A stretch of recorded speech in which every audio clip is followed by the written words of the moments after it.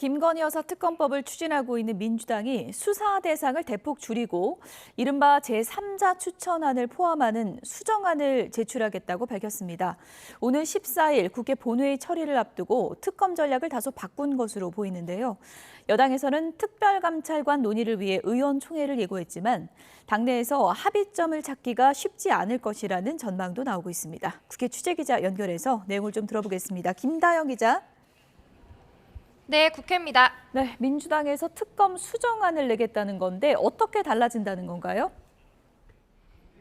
네, 기존 김 여사 특검법은 13가지 의혹을 수사 대상으로 포함하고 있지만 수정안은 도이치모터스 주가 조작 연루 의혹과 함께 국민적 관심이 큰 명태균 씨가 개입된 공천 개입 등 논란으로 수사 대상을 대폭 줄이는 게 핵심입니다. 또 야당이 아닌 제3자가 특별 검사를 추천하는 방식을 수용하겠다라고 했는데 이는 국민의힘 한동훈 대표가 앞서 최상병 특검법을 두고 제안한 방식이기도 합니다. 수사 대상이 모호하고 추상적이라는 지적, 그리고 한 대표가 앞서 제안한 방식을 다 같이 수용해 여당을 압박하겠다는 취지로 해석되는데요. 민주당 지도부의 회의 발언 들어보시겠습니다. 한동훈 대표와 국민의힘이 이번에도 국민 눈높이에 맞지 않게 행동하고 민심을 거부한다면 용산 김건희 윤석열 부부와 함께 몰락하게 될 것입니다. 마지막 기회를 놓치지 마십시오. 어제까지만 해도 검토 단계였던 수정안은 오늘 아침 비공개 회의를 통해 급물살을 탔습니다. 수정안이 제출된 뒤에 여당 공식 입장은 아직 나오지 않았지만 국민의힘 김종혁 최고위원은 아침 회의에서 민주당의 수정안은 자신들이 낸 특검법이 얼마나 엉터리였는지 고백하는 거라고 꼬집었습니다. 추경호 원내대표는 대통령 제2요구권 행사 건의를 예고하기도 했는데 관련 발언 들어보시겠습니다. 반헌법적인 나쁜 특검법안을 단호히 반대하며 민주당이 일방적으로 강행 처리할 경우 즉시 대통령의 제2요구권 행사를 강력히 건의할 계획임을 분명히 밝혀둡니다. 네, 반면 여당에서는 특별감찰관 문제를 논의하기 위한 의원총회를 열기로 했는데 언제 열리는 거죠? 네, 야당이 본회의를 예고한 오는 14일 의원총회를 연단 계획입니다. 특별감찰관제는 영부인을 포함해 대통령 친인척을 감찰하는 대통령실 독립기구로 국회가 후보를 추천하면 대통령이 지명합니다. 한동훈 대표가 지난달 23일 공개적으로 언급하면서 화두가 됐는데 민주당에 좋은 일 시키는 거다, 당 협상 전략이 흔들린다 등 이견이 많아 당 내홍으로까지 번지는 듯 했습니다. 하지만 윤석열 대통령이 최근 기자회견에서 국회에서 추천이 오면 당연히 임명할 거라며 수용 의사를 밝히면서 일단 논의를 위한 물꼬는 트인 거로 보입니다. 한 대표 측 핵심 관계자는 YTN에 부정적 여론이 아직 빠지지 않은 상황이라며 쇄신책, 그러니까 특별감찰관의 필요성을 거듭 강조했습니다. 그러나 반대 여론도 여전합니다. 한 초선 의원은 YTN과의 통화에서 탄핵 전국을 겪었던 의원들 사이에서는 특별감찰관이 탄핵의 시초가 될 수 있다는 위기감이 있는 것 같다고 내부 분위기를 설명하기도 했습니다. 따라서 이번 의총에서 어떤 결과가 도출되기보다는 논의 자체에 방점이 찍힐 수 있다는 전망도 나옵니다. 오늘 여야 의정협의체도 출범을 했는데 일단 야당은 빠졌죠.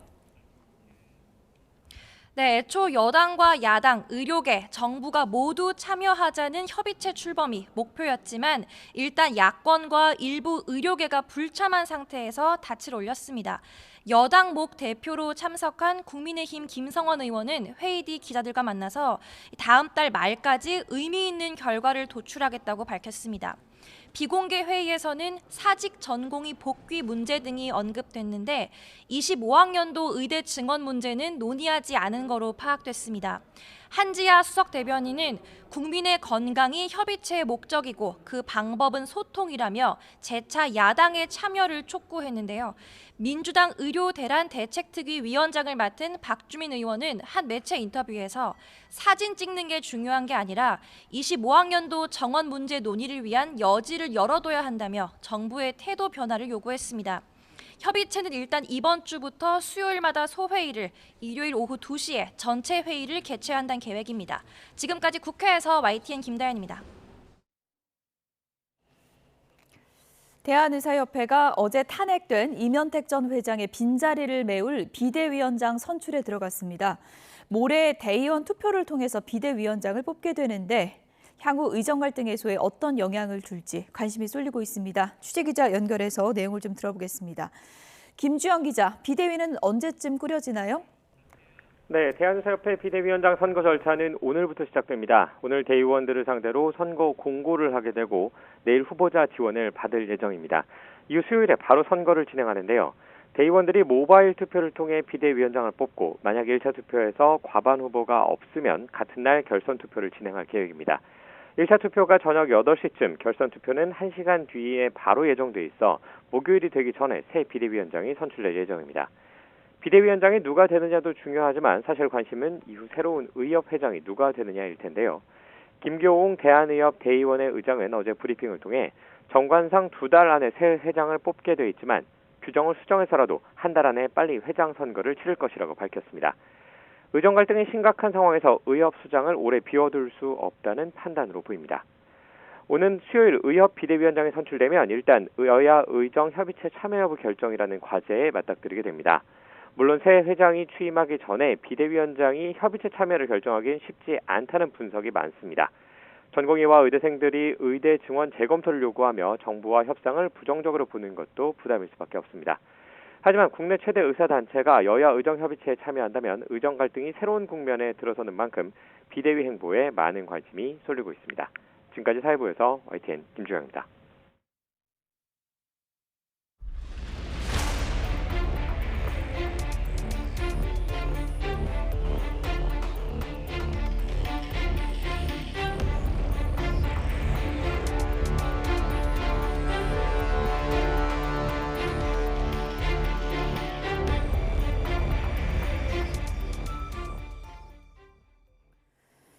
제주 해상에서 침몰한 금성호 실종자들 가운데 한 명의 시신이 추가로 발견돼서 사망자가 모두 4명으로 늘었습니다.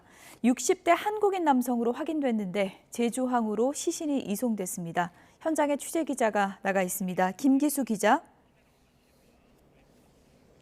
네, 제주 한림항에 나와 있습니다. 네, 어제 오후에 실종자가 추가로 발견됐죠? 네, 어제 오후 4시쯤 금성호 실종자 가운데 한 명이 추가로 발견됐습니다. 지난 9일 첫 번째 실종자가 발견된 장소인 선체 주변으로 확인됐습니다. 해군 청해지담의 원격 조종 수중 로봇 ROV를 이용해 침몰한 선체 주변에서 실종자를 발견했습니다. 하지만 주변에 폐기물이 많아 인양 작업에 어려움을 겪기도 했는데요. 오늘 새벽 0시 20분쯤 인양된 시신은 제주항으로 이송됐습니다. 신원 확인 결과 발견된 남성은 금성호에 타고 있던 60대 남성 한국인 선원으로 파악됐습니다. 이후 해경은 남은 실종자 10명을 찾기 위해 조명탄을 쏘며 야간 수색을 이어갔지만 추가 실종자는 발견하지 못했습니다. 어제는 비가 와서 수색 작업이 좀 어려움이 있었는데 오늘은 어떻습니까? 네, 어제는 종일 비가 내리면서 수색 작업에 어려움을 겪었는데요. 지금은 바람도 약하고 날씨도 맑은 상황입니다. 해경은 남은 실종자를 찾기 위한 수색 적기로 보고 총력을 기울이겠다고 설명했습니다. 해상 수색에는 해경과 해군 등 함선 47척과 항공기 8대가 투입됐습니다. 해상 수색 범위도 해수 유동 예측 시스템 결과를 반영해 어제보다 더 확대했는데요. 특히 첫 번째와 두 번째 실종자 발견 장소가 모두 선체 주변인 만큼 일대 수색을 더 강화할 것으로 보입니다. 육상에서도 해경과 해병대 등이 합동으로 해안가 수색도 진행되는데요. 해경과 해군은 어제 정오쯤 도착한 민간 군안업체 심해 잠수부의 수중 수색 투입 여부를 검토하고 있는 것으로 알려졌습니다. 선망업 선단 본선인 금성호는 사고 당시 3에서 5회 작업량을 한 번에 잡았던 것으로 알려졌습니다. 해경은 금성호가 그물에 묶여있던 선체 오른쪽으로 기울어지는 과정에서 어획량이 영향을 줬는지 등을 수사하고 있습니다. 지금까지 제주 한림항에서 YTN 김기수입니다. 사흘 뒤면 올해 수능 시험일인데요. 지난해처럼 올해에도 수능 한파는 없겠지만 오후부터 북서쪽을 시작으로 비가 내릴 전망입니다. 취재기자 연결해서 수능 날씨 알아보도록 하겠습니다. 김민경 기자, 올해도 수능 한파 걱정은 없겠군요. 네, 지난주에 이른 추위가 주말 사이 풀리면서 이번 주는 평년보다 4에서 8도가량 웃도는 온화한 날씨가 예상됩니다. 수능일과 예비 소집일 모두 큰 추위는 없겠는데요. 수능일인 14일 목요일 서울 아침 기온은 11도, 낮 기온은 17도까지 오르며 예년보다 5에서 7도가량 크게 웃돌겠습니다. 다만 아침과 낮의 기온차가 10도 안팎으로 크게 나는 곳이 있을 걸로 보여 감기와 호흡기 질환 등 건강관리에는 주의가 필요합니다. 지난해도 수능일 서울 아침 기온이 6.6도로 큰 추위는 없었는데요. 수능 한파라는 말이 무색하게 지난 1993년부터 치러진 11월 수능 31차례 가운데 일평균 기온이 평년보다 1도 이상 낮아 추웠던 해는 단 11차례에 불과했습니다. 시험 당일에 비 예보가 있던데요. 얼마나 오는 거죠? 네, 수능일인 목요일 오후부터 한반도 북쪽을 지나는 기압골의 영향으로 비가 내릴 걸로 보입니다. 오전에는 대체로 흐린 가운데 오후에 북서쪽 지역부터 비가 시작돼 점차 전국 대부분 지역으로 확대되겠습니다. 정확한 강수량은 나오지 않았지만 기상청은 강수량이 많지 않고 천둥과 번개 등 위험 기상을 동반할 가능성도 적을 걸로 보인다고 밝혔습니다. 해상에서도 대부분 물결이 0.5에서 2m를 유지할 걸로 보여 바닷길 이용에도 큰 불편은 없을 전망입니다. 이번 비는 수능 다음 날까지 이어질 걸로 보여 수험생들은 우산 챙기시는 게 좋겠습니다. 지금까지 과학기상부에서 YTN 김민경입니다.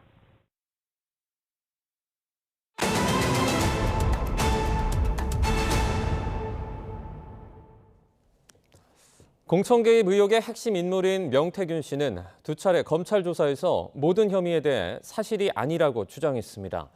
앞서 조사를 받은 김영선 전 의원 회계 책임자 강혜경 씨 주장과는 대부분 배치되는 내용인데요.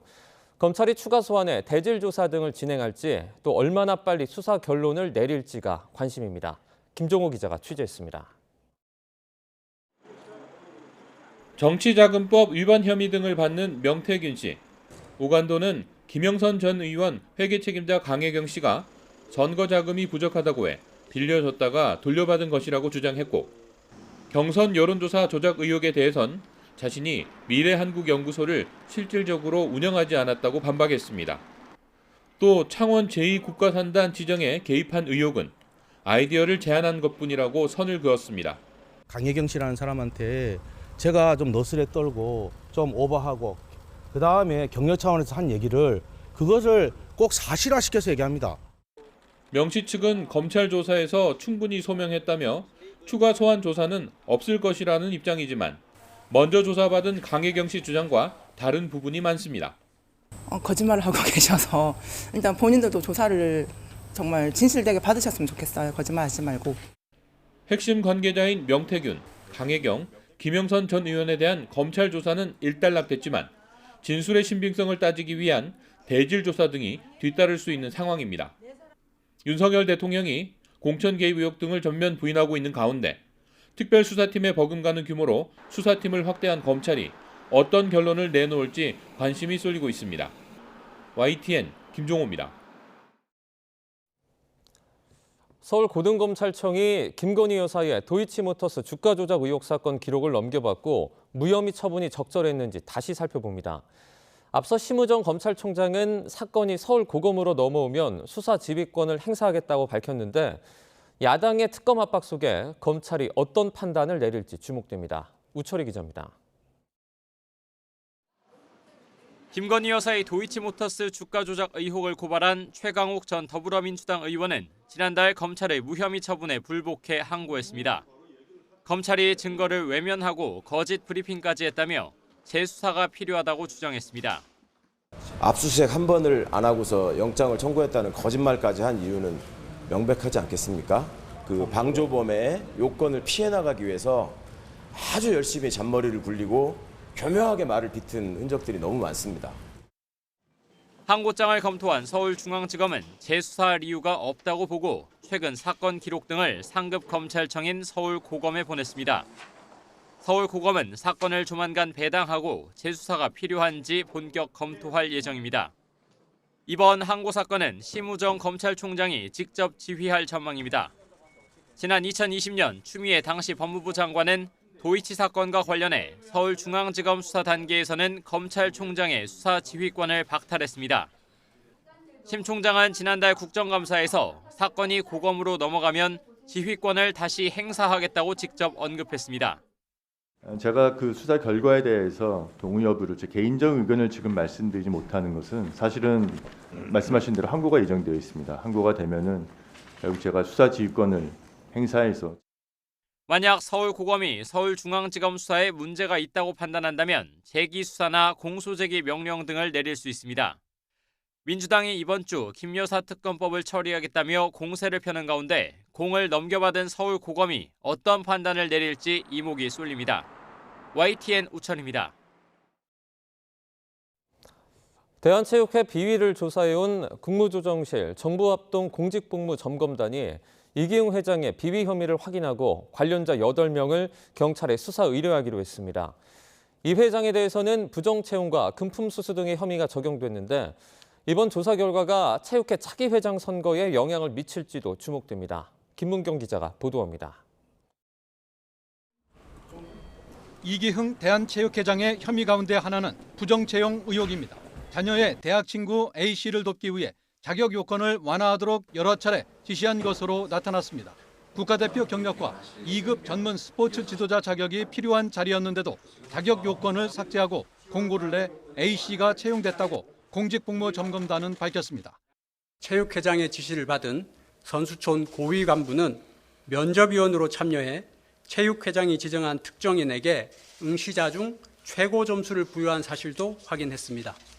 이 회장은 또 한 스포츠 종목단체 회장에게 선수 제공용 보양식과 경기복 구매 비용 8천만 원을 대납하게 한 혐의도 받고 있습니다. 이 단체 회장은 파리올림픽 관련 주요 직위를 희망한 뒤 직위를 받았는데 점검단은 청탁금지법 위반 등의 혐의에 해당한다고 전했습니다. 직무와 관련된 요청 사항을 들어준 일련의 행위는 청탁금지법과 형법에서 금지하고 있는 부정청탁, 금품수수, 그리고 제3자 뇌물 제공에 해당할 수 있습니다. 이 회장은 이 밖에 마케팅 수익 물품을 사적으로 사용하고 지인 5명을 파리올림픽 참관단에 추천한 데 이어 특혜성 관광을 제공한 것으로 나타났습니다. 선수촌의 또 다른 고위 간부는 후원사에 직접 연락해 4,700여만 원의 침구 세트 등을 후원받아 자의적으로 사용한 혐의를 받았습니다. 점검단은 이 밖에 업무 추진비를 부적절하게 집행한 것 등과 관련된 직원에 대해서는 법에 따라 처리하도록 문체부에 통보했습니다.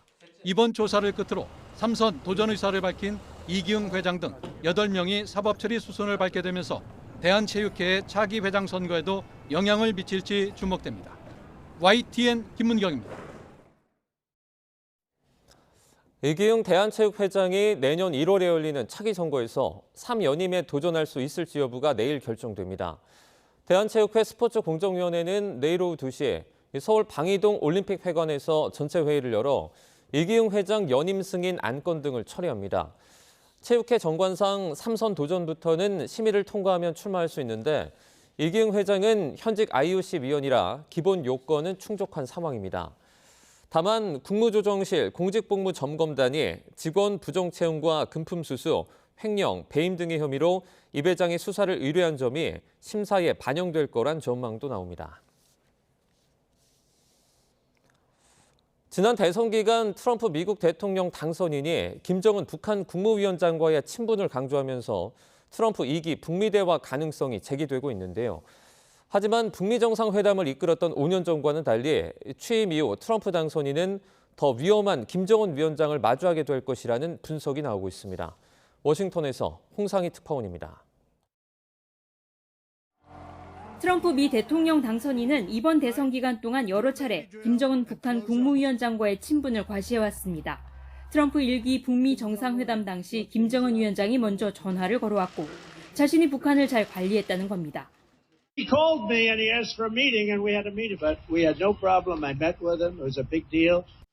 백악관에 돌아가면 북한과 잘 지낼 것이라고도 공언했지만 김정은 위원장은 과거보다 더 다루기 어려운 존재가 됐다는 분석이 힘을 얻고 있습니다.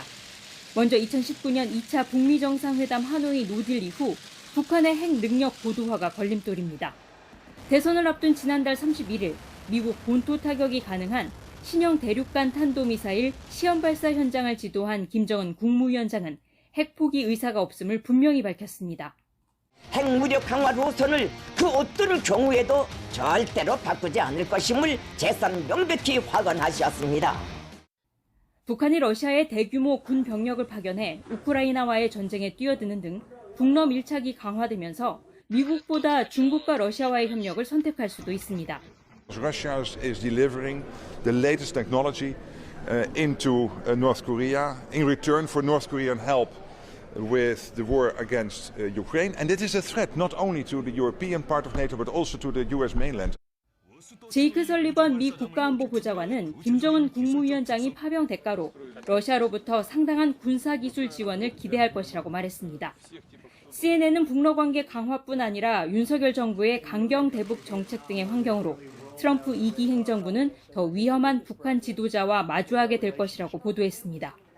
북한이 핵 보유국 인정을 전제로 미국과의 협상을 시도할 가능성이 예측되는 가운데 트럼프 당선인이 어떤 행보에 나설지 관심입니다. 워싱턴에서 YTN 홍사입니다.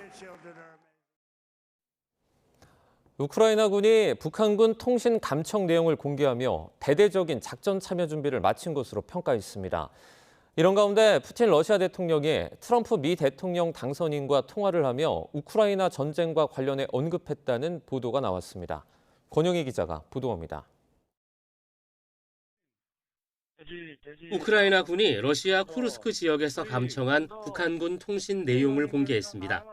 기다리라. 자자 나 물게. 수신. 물게 하나 나 물게 수신. 즉각 복귀 명령을 담고 있다고 해석했습니다. 우크라이나와 미국은 북한군 11,000명 정도가 러시아에 파병됐고 현재 쿠르스크에 있는 것으로 파악합니다. 이들이 곧 실전에 본격 투입될 것이란 전망입니다. 시르스키 우크라이나군 총사령관은 북한군이 러시아군과 함께 전투에 참여할 준비를 하고 있다는 정황을 포착했다고 밝혔습니다. 러시아가 이미 쿠르스크 탈환을 위해 북한군을 포함해 병력 5만 명을 소집했다는 보도도 있습니다. 러시아가 승기를 잡을 경우 쿠르스크를 넘어 우크라이나 영토까지 들어갈 수도 있습니다. 이 경우 북한군은 국경에서 멈출 가능성이 큽니다. 미국 대선에서 트럼프 전 대통령이 당선되면서 종전협상이 시작된다면 두 나라의 점령지가 그대로 유지될 것이란 전망이 많습니다. 이 때문에 양측은 더 물러설 수 없는 입장입니다. Well, look, our approach remains the same as it's been for the last 2.5 years, which is to put Ukraine in the strongest possible position on the battlefield so that it is ultimately in the strongest possible position at the negotiating table. 우크라이나와 러시아, 미국의 물밑 접촉도 한창입니다. 트럼프 당선인이 지난 7일 푸틴 러시아 대통령과 통화를 하고 전쟁을 확대하지 말라고 조언했다고 워싱턴 포스트가 보도했습니다. 유럽에 주둔하고 있는 미군의 존재를 상기시키며 종전을 압박한 것으로 분석됩니다. 우크라이나는 점령 영토 반환 입장에는 변함이 없다면서도 트럼프 당선인과 협력하겠다고 밝혔습니다. 또 젤렌스키 대통령과 트럼프 당선인의 만남을 적극적으로 추진하고 있습니다. YTN 권영입니다. 우크라이나와 러시아가 장군 멍군식 드론 공격을 주고받았습니다. 특히 러시아의 심장부 모스크바에는 개전 이후 최대 규모의 공격이 이루어졌는데 서방 당국자들은 10월 한 달간 하루 평균 러시아군 1,500명이 숨지거나 다쳤다고 보고 있습니다. 홍주혜 기자가 취재했습니다. 이미 불길이 집어삼킨 주택에서 시커먼 연기가 뿜어져 나옵니다. 사람들은 그저 바라보고 있을 수밖에 없습니다. 우크라이나가 러시아 수도 모스크바를 겨냥해 무더기 드론 공격을 감행했습니다. 러시아 국방부가 모스크바 상공에서 격추했다고 주장한 것만 34대. 개전 이후 모스크바에 대한 최대 규모 드론 공격입니다. 이 여파로 모스크바 공항 3곳의 운영이 일시 중단되기도 했습니다. 러시아 역시 가만히 있지 않았습니다. 비슷한 시각 우크라이나 남부 오데사도 러시아의 드론 공격을 받았습니다. Как было страшно, что звук, потом затихающий звук этого мопеда и все, сюда уже контакт непосредственно в этот дом. Ну, а меня это так взрывной волной на полу нашла. Это секунда. 이런 가운데 지난달 러시아가 전쟁 발발 이후 가장 많은 병력을 잃었다는 추정이 나왔습니다. 물론 러시아가 전쟁 사상자 수를 공식적으로 발표한 적은 없습니다. October was the worst casualty figures for Russia so far. On average, over 1,500 people either killed or wounded every single day. Every day. Every single day. And that is for tiny increments of land. 특히 트럼프 미국 대통령 당선인이 우크라이나의 영토 양보를 요구하면서 종전을 압박할 거란 전망이 나오지만 라다킨 의장은 서방은 계속 우크라이나를 지원할 거라며 선을 그었습니다. YTN 홍주혜입니다. 트럼프 전 미국 대통령 당선 이후 비트코인 가격이 가파르게 오르면서 처음으로 8만 달러를 넘었습니다. 올해 안에 10만 달러까지 갈 수 있다는 낙관적인 전망도 나오고 있지만 급격한 변동성에 대한 우려도 여전합니다. 보도에 유투건 기자입니다. 이른바 트럼프 효과로 비트코인 가격이 사상 처음으로 8만 달러를 넘어섰습니다. 비트코인은 미국 대선 당일 7만 5천 달러를 돌파해 7개월 만에 최고치를 경신한 데 이어 연일 가파르게 치솟고 있습니다.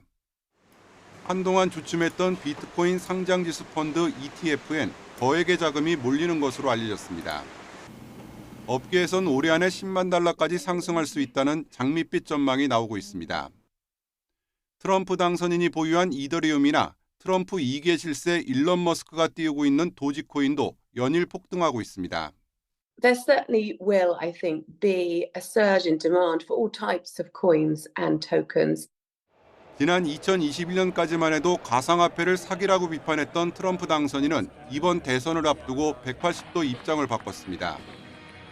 지난 7월엔 비트코인을 원유와 같은 전략 자산으로 비축하겠다는 구상을 내놨습니다. 공화당에선 곧바로 5년간 비트코인 100만 개를 국가가 비축하는 법안을 발의했습니다. I'm laying out my plan to ensure that the United States will be the crypto capital of the planet and the Bitcoin superpower of the world, and we'll get it done. 가상화폐 채굴에 필요한 전기를 공급하기 위해 화석연료 규제를 대폭 완화하겠다고도 약속했습니다. 전통적 표밭인 석유업계의 이해와도 맞아떨어지는 공약이었습니다. 가상화폐 업계와 마찰을 빚은 증권거래위원장을 해임하겠다고 공언하기도 했습니다. 하지만 트럼프 당선인의 다른 경제 정책과 미국의 재정 여건을 고려할 때 실제로 공약을 이행할 수 있을진 여전히 의문으로 남아 있습니다. 장기적으로 달러 중심의 글로벌 금융체제에 미칠 충격을 놓고도 우려가 나오고 있습니다. YTN 유투건입니다.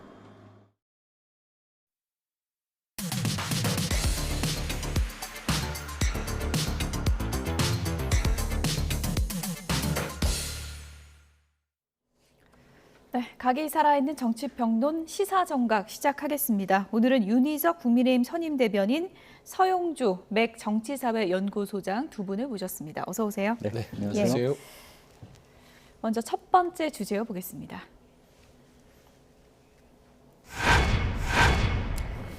이재명 대표가 차마 말하지 못한 두 글자가 있다고 합니다. 민주당이 지난 토요일 두 번째 장애 집회를 열었는데요. 여기서 이재명 대표가 차마 이 두 글자는 말할 수 없었다고 합니다. 들어보시죠. 제가 두 글자로 된 말을 차마 할 수 없어서 이렇게 말했습니다만 이제 국민이 위임된 권력을 남용한 그들에게 책임을 물을 때가 되었다. 맞습니까, 여러분? 스스로 국민에게 복종하지 않는다면 우리가 함께 손을 잡고 그들을 우리 앞에 무릎 꿇게 만들어 봅시다, 여러분. 네, 말씀해 주십시오. 그 두 글자, 내가 말하지 못한 두 글자 이렇게 하셨는데 두 글자가 뭐 어떤 건지 잘 모르겠습니다.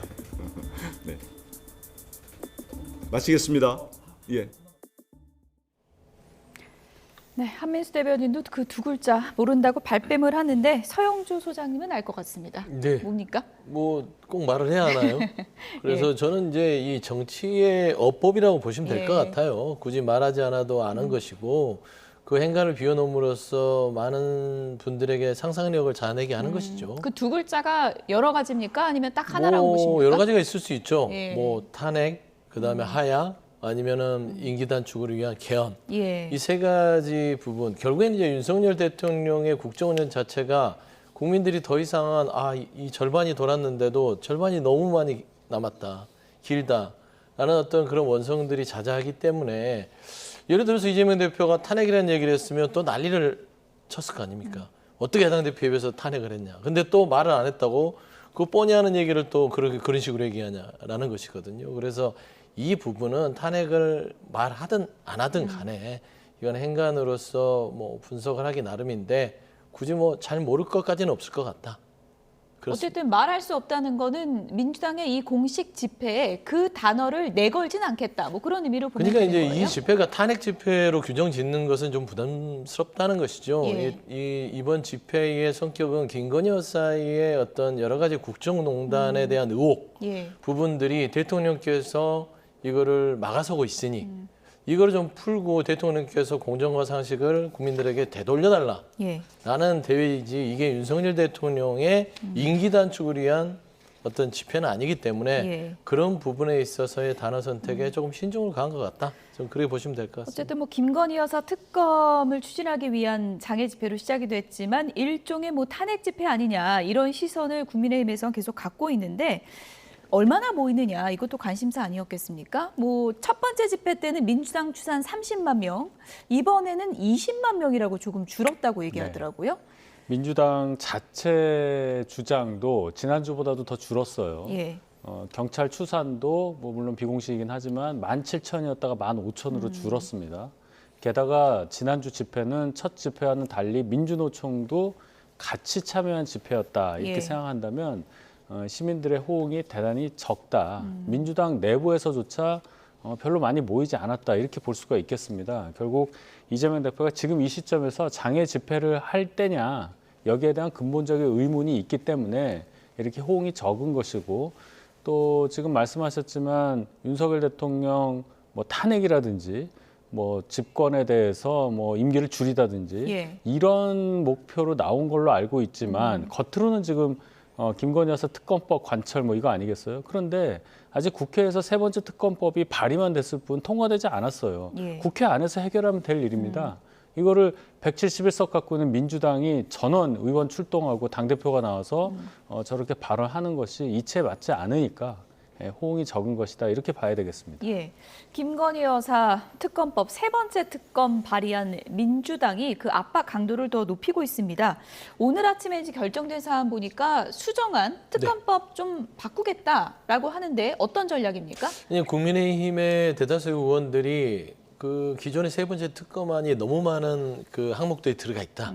13개 항목으로 돼 있죠. 예. 8개의 기존의 사안에서 플러스 5가 돼서 13개인데 예. 이게 너무 많다. 물리적으로 특검이 통과된다 하더라도 13개에 대해서 특검이 가능하겠냐라는 뭐 시선도 있고 해서 조금 더 국민들이 즉각적으로 좀 이 부분에 대해서는 빨리 해결해달라고 하는 도이치모터 주가 조작 부분. 예. 김건희 여사가 무혐의 판결을 받았잖아요.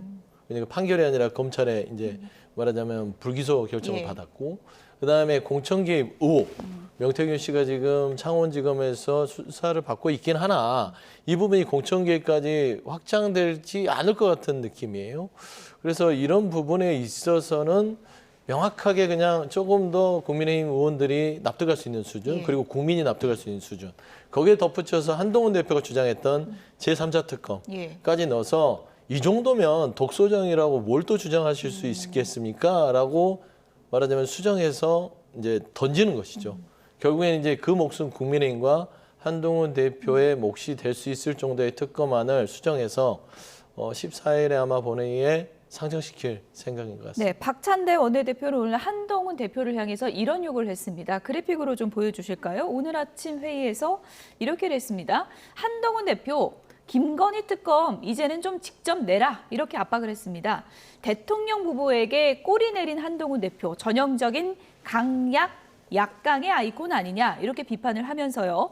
독소 조항 운운하는 거 이제 그만하고 국민이 납득할 만한 한동훈 대표 안을 좀 내라 이렇게 압박을 했습니다.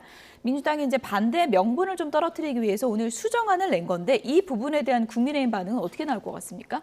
우선 민주당이 정말로 저렇게 수사 범위도 줄이고 네. 뭐 추천 범위도 합리적으로 할지 그건 봐야 되겠습니다. 민주당은 지금까지 김건희 여사 의혹을 정쟁용으로만 써왔기 때문에 실제적으로 특검 출범해서 어떻게 진실을 규명할지에 대한 고민이 적었던 당이라고 볼 수밖에 없습니다. 급조해서 뭔가를 내놔서 저희 당의 어떤 뭐 분열이랄지 뭐 의견 불일치 이런 것을 노리는 것 같은데 일단 뭐 협상장에서 저희 당에서 민주당 얘기를 들어보고 이제 결정해야 되겠지만 예. 정쟁을 위한 요소가 깔린 특검법에는 저희는 단호히 반대하는 입장을 견지해 왔기 때문에 그런 차원으로 일단 저희가 입장을 갖고 있는 걸로 판단을 하고요. 민주당에서 어떻게 나오는지가 가장 중요한 요소다. 지금으로서는 그렇게 판단할 수밖에 없습니다. 한동훈 대표 입장에서는 김건희 여사 특검은 절대 반대다 이런 입장입니까? 어떻게 이해를 하면 되겠습니까? 네, 일단 그렇죠. 제가 예. 계속 말씀드리지만 특검 자체에 대해서 민주당에서 요구하고 있는 지점이 무엇이냐. 정말로 그 뭐 진실 규명이라 하는 것 때문에 하는 거냐 아니면 이재명 대표 사법 리스크를 막고 그래서 부수적으로 또 윤석열 대통령을 공격하고 이런 역할로만 특검법을 쓰느냐 예. 거기에 대해서 저희가 나름 판단하는 게 있지 않겠습니까? 지금으로 봐서는 민주당의 생각이나 어떤 의도가 바뀌지 않았다고 보기 때문에 당연히 김건희 여사 특검법, 민주당에서 주장하는 특검법에 대해서는 반대 입장일 것으로 저도 생각합니다. 예.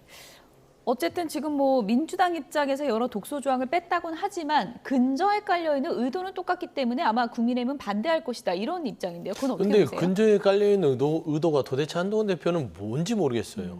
본인은 끊임없이 국민의 눈높이를 얘기하고요. 민심에 올라타겠다고 얘기하면서 좀 그럴싸하게 본인의 정치의 시작을 나는 국민을 쫓아간다라고 하지만 결국에 보면은 특검에 대해서 그러면 국민 눈높이에 맞는 특검을 내놓지도 않고 그런다고 해서 최근에 대통령께서 이 기자회견을 통해서 김건희 여사에 대한 리스크를 아예 그냥 방어해버렸는데도 불구하고 그냥 아무 소리 못하고 뭐 인적 쇄신, 특감, 그다음에 뭐 여러 가지 뭐 한 세 가지를 얻었다. 예. 이 정도로 만족하고 있는 거예요. 예. 과연 국민의 눈높이가 그것일까요? 저는 그런 부분에 있어서는 한동훈 대표가 처음에 얘기했던 특검이 결국에는 국민의 눈높이라고 볼 수 있었을 때는 그러니까 민주당이 얘기하는 여러 가지 독소정을 뺀 여러 가지 그 좀 특검 자체가 부담스럽다면 본인이 주장하는 특검을 낼 때는 되지 않았느냐. 계속해서 꼬리를 뺀다면 한동훈 대표는 옛서 윤석열 대통령과 차별화해서 본인의 정치적인 어떤 마일리지를 쌓던 디커플링 자체를 결국에는 커플링하는 상황까지 올 수밖에 없어요. 차별화를 못하게 될 것이다. 차별화를 하는 것처럼 보이다가 결국에는 동조가 돼버립니다. 예. 그러면 그때 와서 다시 국민의 눈높이를 얘기했을 때는 국민들은요 또 속지 않는다. 예. 이런 얘기를 할 겁니다. 제3자 추천으로 바꾸고 수사 범위도 좁히고 하면 국민의힘에서 이탈표가 더 늘어나지 않겠느냐 이런 시각도 많거든요.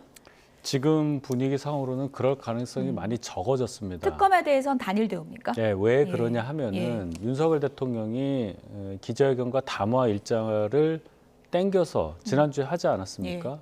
거기에서 보면 한동훈 대표가 윤한 대담에서 요구했었던 세 가지 요구, 거기에 더해서 특별감찰관, 여기에 대해서 100%는 아니지만 예. 어느 정도 화답을 하셨어요. 특별감찰관도 예스라고 한 겁니까? 저는 그렇게 해석을 예. 합니다. 그렇기 때문에 지금 그 전에 당에서 요구했었던 그런 목소리가 어느 정도 수용이 됐다고 봐야 되는 이 시점에서는 예. 당내에서 어느 정도 뭐 불만은 있을 수 있을지언정 김건희 여사 특검법까지 가는 과정은 무리하다라고 판단할 가능성이 대단히 높아졌습니다. 예. 국민들께서 이 특검법을 요구한다라고 단정지어서 민주당에서 얘기하지만 김건희 여사 관련해서 국민의 마음은 뭔가 좀 자숙하는 모습도 보이고 과오에 대해서 좀 입장 표명을 해달라 이런 요구가 먼저였다고 보는데 어느 정도 대통령께서 그 부분에 대해서 언급을 하셨고 여론도 어느 정도 조금 돌아서는 느낌도 있기 때문에 예. 아무리 민주당에서 수사 범위를 축소하고 특검 추천에 대해서 합리적으로 한다 하더라도 기저에 깔린 그 의도를 알고 있는 국회의원들 입장에서는 예. 찬성하기 어렵다고 저는 봅니다. 그러면 이번에 특별감찰관이요. 14일 그러니까 김건희 여사 특검법 표결하는 본회의 열리는 날에 의총을 한다는 거잖아요. 네. 그 의총 안에서는 그러면 특감에 대해서는 한 목소리로 모아질 가능성이 높다고 보시는 예, 거예요? 저는 그렇게 봅니다. 예. 이전에는 뭐 표결까지 가느냐 이런 얘기까지 뭐 거친 분위기가 예. 있을 거다 예상했지만 예. 말씀드린 대로 어느 정도 그 부분에 대해서 정리가 된 상태라고 봐야 됩니다. 추경호 원내대표랑 한동훈 대표도 좀 정리가 된 건가요? 저는 그렇게 봅니다. 예. 그렇기 때문에 의총 날짜가 정해졌잖아요. 예. 그 얘기는 이제 의원들께서 모이셔서 다양한 의견은 낼 수 있을지언정 결국은 한 목소리를 담은 채 퇴장하실 거다. 저는 그렇게 봅니다. 예. 어쨌든 국민의힘은 특감, 민주당은 특검인데 그럼 민주당은 국민의힘에서 특감 뭐 의견 일치돼도 안 받아주겠다 이런 입장인 건가요? 어떻게 봐요? 그러니까 이제 특감 가지고 김건희 여사의 리스크를 대충 떼우려고 하는 것은 안 된다라는 예. 것이죠. 왜냐하면 이제 국민의 눈높이는 그런 것이에요. 대한민국의 법치의 원리가 예. 국민 누구에게나 공정하게 적용되느냐에 대한 물음이거든요. 나도 이런 일을 했을 때 김건희 여사처럼 이런 대우를 받을 수 있냐라고 했을 때의 이야기입니다. 그런데 수사권을 가지고 있는 행정부의 수반의 배우자가 결국에는 명품백을 받아도 주가 조작을 해도 공천 개입의 의혹이 있어도 결국 이런 부분에 있어서 국민 누구에게나 똑같은 잣대로 정말 판결을 받고 있느냐. 국민들은 아니라고 얘기하고 있거든요. 예. 저는 그 부분에 있어서는 이거를 특감으로 그냥 치부하기에는 너무나 좀 말도 안 되는 겁니다. 특감은 뭐냐면 앞으로 잘할게요. 과거는 잊어주세요. 근데 국민들은 과거에 당신이 잘못한 부분들을 털고 예. 앞으로 잘해라 해요. 그렇기 때문에 민주당은 앞으로 잘할게요를 가져오는 특별 감찰관을 받으려면 최소한 과거의 이런 부분들에 있어서 바로 잡고 갑시다. 예. 바로 잡으면 특검이고요. 그래서 그 특검을 수정안으로 제시했기 때문에 과거를 털고 앞으로 잘하는 특검과 특감을 같이 가는 방안으로 민주당 주장할 것이고 한동훈 대표는 거기에 대한 해법을 내놓으셔야 될 예. 것이다.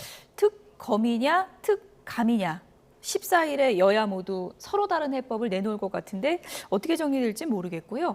어쨌든 한동훈 대표 같은 경우에는 윤석열 대통령 기자회견 이후에 총구를 이제 당 밖으로 돌리고 있습니다.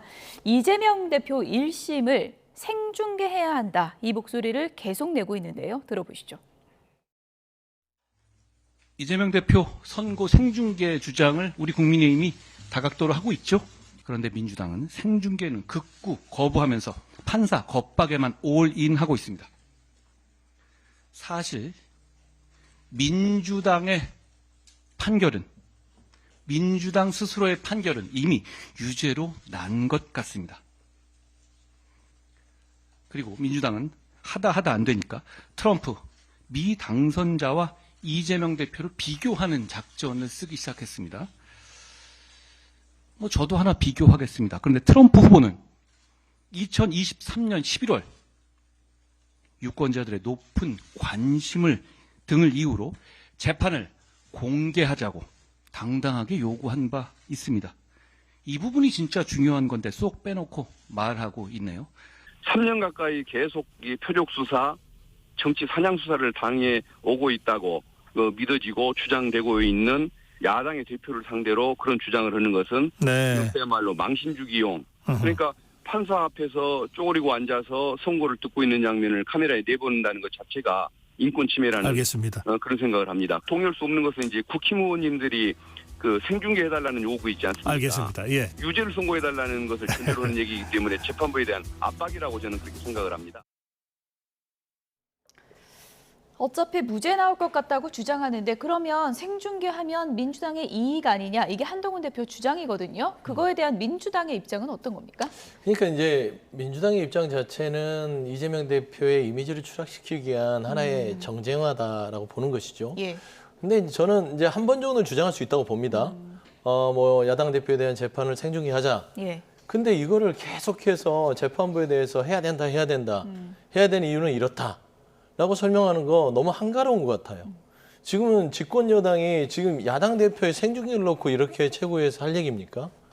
국민의 민생을 챙길 일을 시간을 써도 부족할 판에. 예. 그러니까 이건 재판부에 맡겨놓으세요. 한번 의견을 개진했으면 재판부가 판단해서 이게 공익에 이게 좀 준하면은 공개합시다 하면은 이재명 대표나 야당도 따를 수밖에 없는 것이고.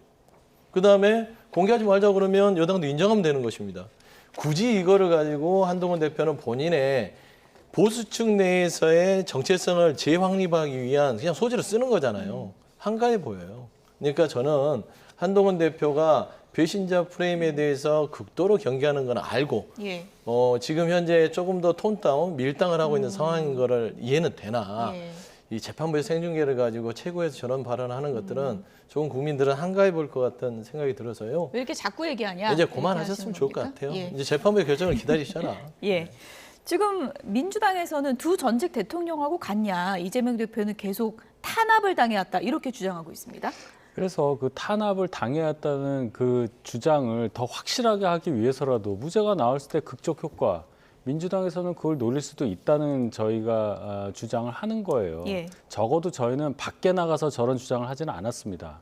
민주당처럼 밖에 나가서 국회 안에 있지 않고 밖에 나가서 이상한 주장하는 그러지는 않아요. 뭐 민생 내팽개치고 저런 주장한다고 하는데 과연 그 말이 어느 당에 해당되는 말인지는 국민들께서 판단하실 거고 생중계라는 것에 대해서 이런 날선 반응을 하는 것은 예. 결국 민주당 내부에서도 이재명 대표 1심 재판에 대한 결과에 대해서 그렇게 썩 긍정적으로 보지 않는다. 이걸 내심 나타내는 거다. 이렇게 볼 수밖에 없기 때문에 더 생중계를 보고 싶습니다. 예. 어쨌든 뭐 이재명 대표에게는 또 운명의 한 주가 될 것 같은데요. 전국을 뒤흔들고 있는 또 한 가지 핵심 주제가 있죠. 바로 공천 개입 의혹입니다. 어제 핵심 인물인 명태균 씨가 검찰 조사를 받고 나왔는데요. 다음 주제요 보여주시죠. 네, 누구나 추천할 수 있다. 나도 그런 국민 중에 한 명이다. 명태균 씨가 자신에게 불거진 여러 의혹을 부인하면서 이런 얘기를 했습니다. 들어보시죠. 명태균 씨가 공천에 개입한 게 아니냐. 아니 누구나 추천하는 거 아니에요? 누구나 사람을 추천하는 거 아닙니까? 추천하지 않을 수가 있나요? 아니 내가 볼 때는 일반 국민들이 대통령하고 여사하고 접촉이 어렵기 때문에 그런 거지. 누구나 나는 저 사람이 됐으면 좋겠어. 저 사람이 되면 우리 지역이 더 발전할 수 있을 것 같아. 그런 마음을 표현을 하지 않나요? 일반적인 상식선에서는 조금 이해하기 어렵지 않겠습니까? 그 본인 상식선이겠죠. 저는 누구나 추천하는데요. 예, 제가 어떤 공직에 있거나 어떤 그런 위치에 있어서 그것을 망각하고 제가 어떤 발언을 한 게 아니거든요. 대통령도 사적인 대화가 있는 거고 여사님도 사적인 대화가 있는 겁니다. 그러면 주변 사람들한테 물어보는 거 아닙니까? 네, 뭐 언론의 불쾌함을 뭐 그대로 드러내는데 그러니까 핵심 내용은 공천 개입한 게 아니라 누구나 추천할 수 있는 거 아니냐. 네. 나도 그냥 추천한 거다. 이 얘기네요. 좀 명태균 씨한테 말씀드리면 누구나 예. 추천하면 안 됩니다. 공천이라든지 어떤 직무에 대한 것은 다 시스템이 있는 것이고요. 누구나 추천한다는 것은 어떤 너무나 추상적인 얘기 같아요. 그리고 본인은 죄가 없다. 그리고 그걸 들었던 대통령과 영부인인 김건희 여사도 죄가 없다. 아까 마지막에 보면 대통령도 사적인 대화가 있는 거고 김건희 여사도 사적인 대화가 있는 것이다. 사적으로 하면 안 돼요, 이런 대화를. 이게 문제가 되는 것입니다. 본인 스스로 이게 사람을 추천하고 공천에 이르게 하는 것들이 그냥 단순히 추천했고 사적 대화였는데 이게 이루어졌다면 이런 게 바로 불법적인 부분입니다. 그러니까 저는 명태균 씨가 지금 하나만 알고 둘은 모르는 게 저런 식으로 지금 얘기하는 게 대통령 부부한테 득이 되는 게 아니에요. 그리고 본인이 지금 현재 있어서 계좌만 봐라. 나의 정치 자금 이 외에는 굳이 공천 계획까지는 안 나가도 된다라는 식의 어떤 수사 가이드라인을 계속 본인이 언론에 흘리고 있으나 모든 증거와 정황이 대통령 부부의 공천 개입 의혹으로 맞춰지고 있는데 그거를 차단하기 위해서 제 아무리 어떤 얘기를 하더라도 국민들이 다 보고 있습니다. 그래서 상식이 있고 대한민국의 법치가 있기 때문에 명태균 씨는 더 이상 검찰의 수사에 앞서서 예전에 수사 전에 본인이 언론에서 많은 언론 플레이를 했던 그 당시를 생각해서 지금처럼 발언한다면 스스로 자승 잡아가는 결과를 가져올 것 같아요. 근데 이제 문제는 그냥 추천한 게 아니라 추천하고 하는 과정에서 이제 돈이 오간 의혹까지 있는 거잖아요. 그게 핵심이겠죠? 그렇습니다. 이분이 지금 발언하는 것 중에 몇 가지가 이제 잘못된 게 있는데 먼저 사적인 관계라고 그랬어요. 대통령에게 누구라도 자유롭게 얘기할 수 있지 않느냐. 근데 사적 관계가 아니죠. 선거를 매개로 해서 이어진 관계라고 볼 수 있기 때문에 일반적인 사적 관계라고 볼 수 없고 그리고 저분은 그런 추천을 한다 하더라도 김건희 여사나 대통령께 하는 게 아니라 당에다가 했어야 됩니다. 그렇지 않습니까? 근데 어디다가 얘기해야 되느냐 거기에 대한 판단도 못하고 지금 나와서 마치 본인이 상식에 따랐다는 것처럼 얘기를 합니다. 거기에 또 금전 문제까지 있어요. 우리가 이제 이분의 이 폭로, 이분의 녹취 내용이 보도되면서 굉장히 관심을 많이 끌면서 이 사람의 발언 하나하나에 좌지우지되는 그런 분위기가 많았는데 예. 그냥 이제는 관심을 더 안 가져도 될 정도의 분이라는 걸 이제 우리가 알게 됐습니다. 예. 사법적으로 빨리 저분에 대한 판단이 내려져서 더 이상 국민들께서 저런 수준의 얘기를 더 듣지 않게 되기를 바랄 뿐입니다. 예. 뭐 휴대전화를 다 버렸다 이런 보도도 있었는데 뭐 비밀번호 패턴을 몰라서 버린 거다 뭐 이런 또 해명도 하더라고요. 네. 그러니까 이제 그 명태균 씨가 검찰에 출두하기 전에는 얼마나 의기양양했습니까? 본인이 검찰의 수사가 되면 한 달 안에 이 정권을 탄핵시키고 하야시킬 수 있는 그런 상황이다. 그다음에 대통령의 녹취를 200개를 가지고 있는데 그중에 2개는 핵폭탄급이야. 예. 뒤집어진다. 예. 많은 얘기를 했잖아요. 그러면 비밀번호 패턴을 몰라서 그 녹취가 없다? 이건 앞뒤가 안 맞고요. 본인의 증거를 감추기 위한 증거인멸의 하나라고 봐서 본인 스스로 그냥 그 구속이 되겠다. 예. 선언한 거라고 저는 보는데요. 옆에 조력을 하는 변호사도 그렇고 본인도 그렇고 지금 말하는 여러 가지의 상황들을 보면 법적인 지식이라든지 정치에 대한 상황인식이 전혀 안 된 분이다. 예. 이제는 좀 말하자면 미천이 드러난 것 같아요. 어쨌든 민주당의 녹취록 공개로 또 하나 불거졌던 의혹이 용산 이전 과정에서 명태균의 입김이 작용한 거 아니냐 이런 의혹인데 그 부분에 대해서는 이렇게 답을 했습니다. 들어보시죠. 대통령실 용산 이전에 본인의 입김이 그런 게 작용했다고 어디 보십니까? 있어요. 아예 그 청와대 터가 안 좋다. 예전에 거기 사냥터다. 뭐 수많은 말이 많았지 않습니까? 저는 그런 걱정을 많이 하시는 것 같아서 제 의견을 그냥 말씀드린 것밖에 없어요. 누구나 의견을 다 말씀드리는 거 아니에요? 수많은 사람들이 이야기하는 의견의 그 한 부분인데 그 부분을 극대화시켜서 이야기하면 어떻게 하겠어요? 네, 나 때문에 내 입김 때문에 옮긴 게 아니고 시중에 떠돌던 말 나도 그중에 한 명일 뿐이다. 이렇게 지금 해명을 하는데 설득력이 좀 있다고 보십니까? 네, 그 말은 아마 예. 맞을 겁니다. 예. 저런 주장한 사람이 많았다는 것도 맞고 또 그런 주장 때문에 용산으로 옮긴 것도 아니라는 것을 대부분 사람들은 수긍할 것입니다. 여기서 명태균 때문에 옮긴 게 아니다. 예. 예. 근데 이제 문제되는 거는 예. 단지 그 얘기만 한 게 아니잖아요. 뭐 봉우리가 어디로 돼서 누구한테 안 좋고 이런 예. 말까지 서스럼 없이 하는 그 태도 때문에 사람들이 놀란 거 아니겠습니까? 이분이 이제 검찰 나오면서 기자들께 여러 얘기를 하는데 어떻게 저렇게 당당할 수 있느냐 이 부분에 많이 놀라셨을 거예요. 이 부분에 대해서 국민들이 대단히 불쾌해하고 있는 것이니까 제가 앞에서 말씀드렸지만 이분에 대한 이 사법적 결정이 빨리 내려져서 예. 자꾸만 언론에 오르내리지 않기를 예. 바랍니다. 이게 너무나 소모적 논쟁으로 가고 있기 때문에 예. 그 점이 대단히 안타깝다 저는 이렇게 봅니다. 언론에 오르내릴 수밖에 없는 것은 민주당이 계속 녹취록을 네. 공개하기 때문입니다.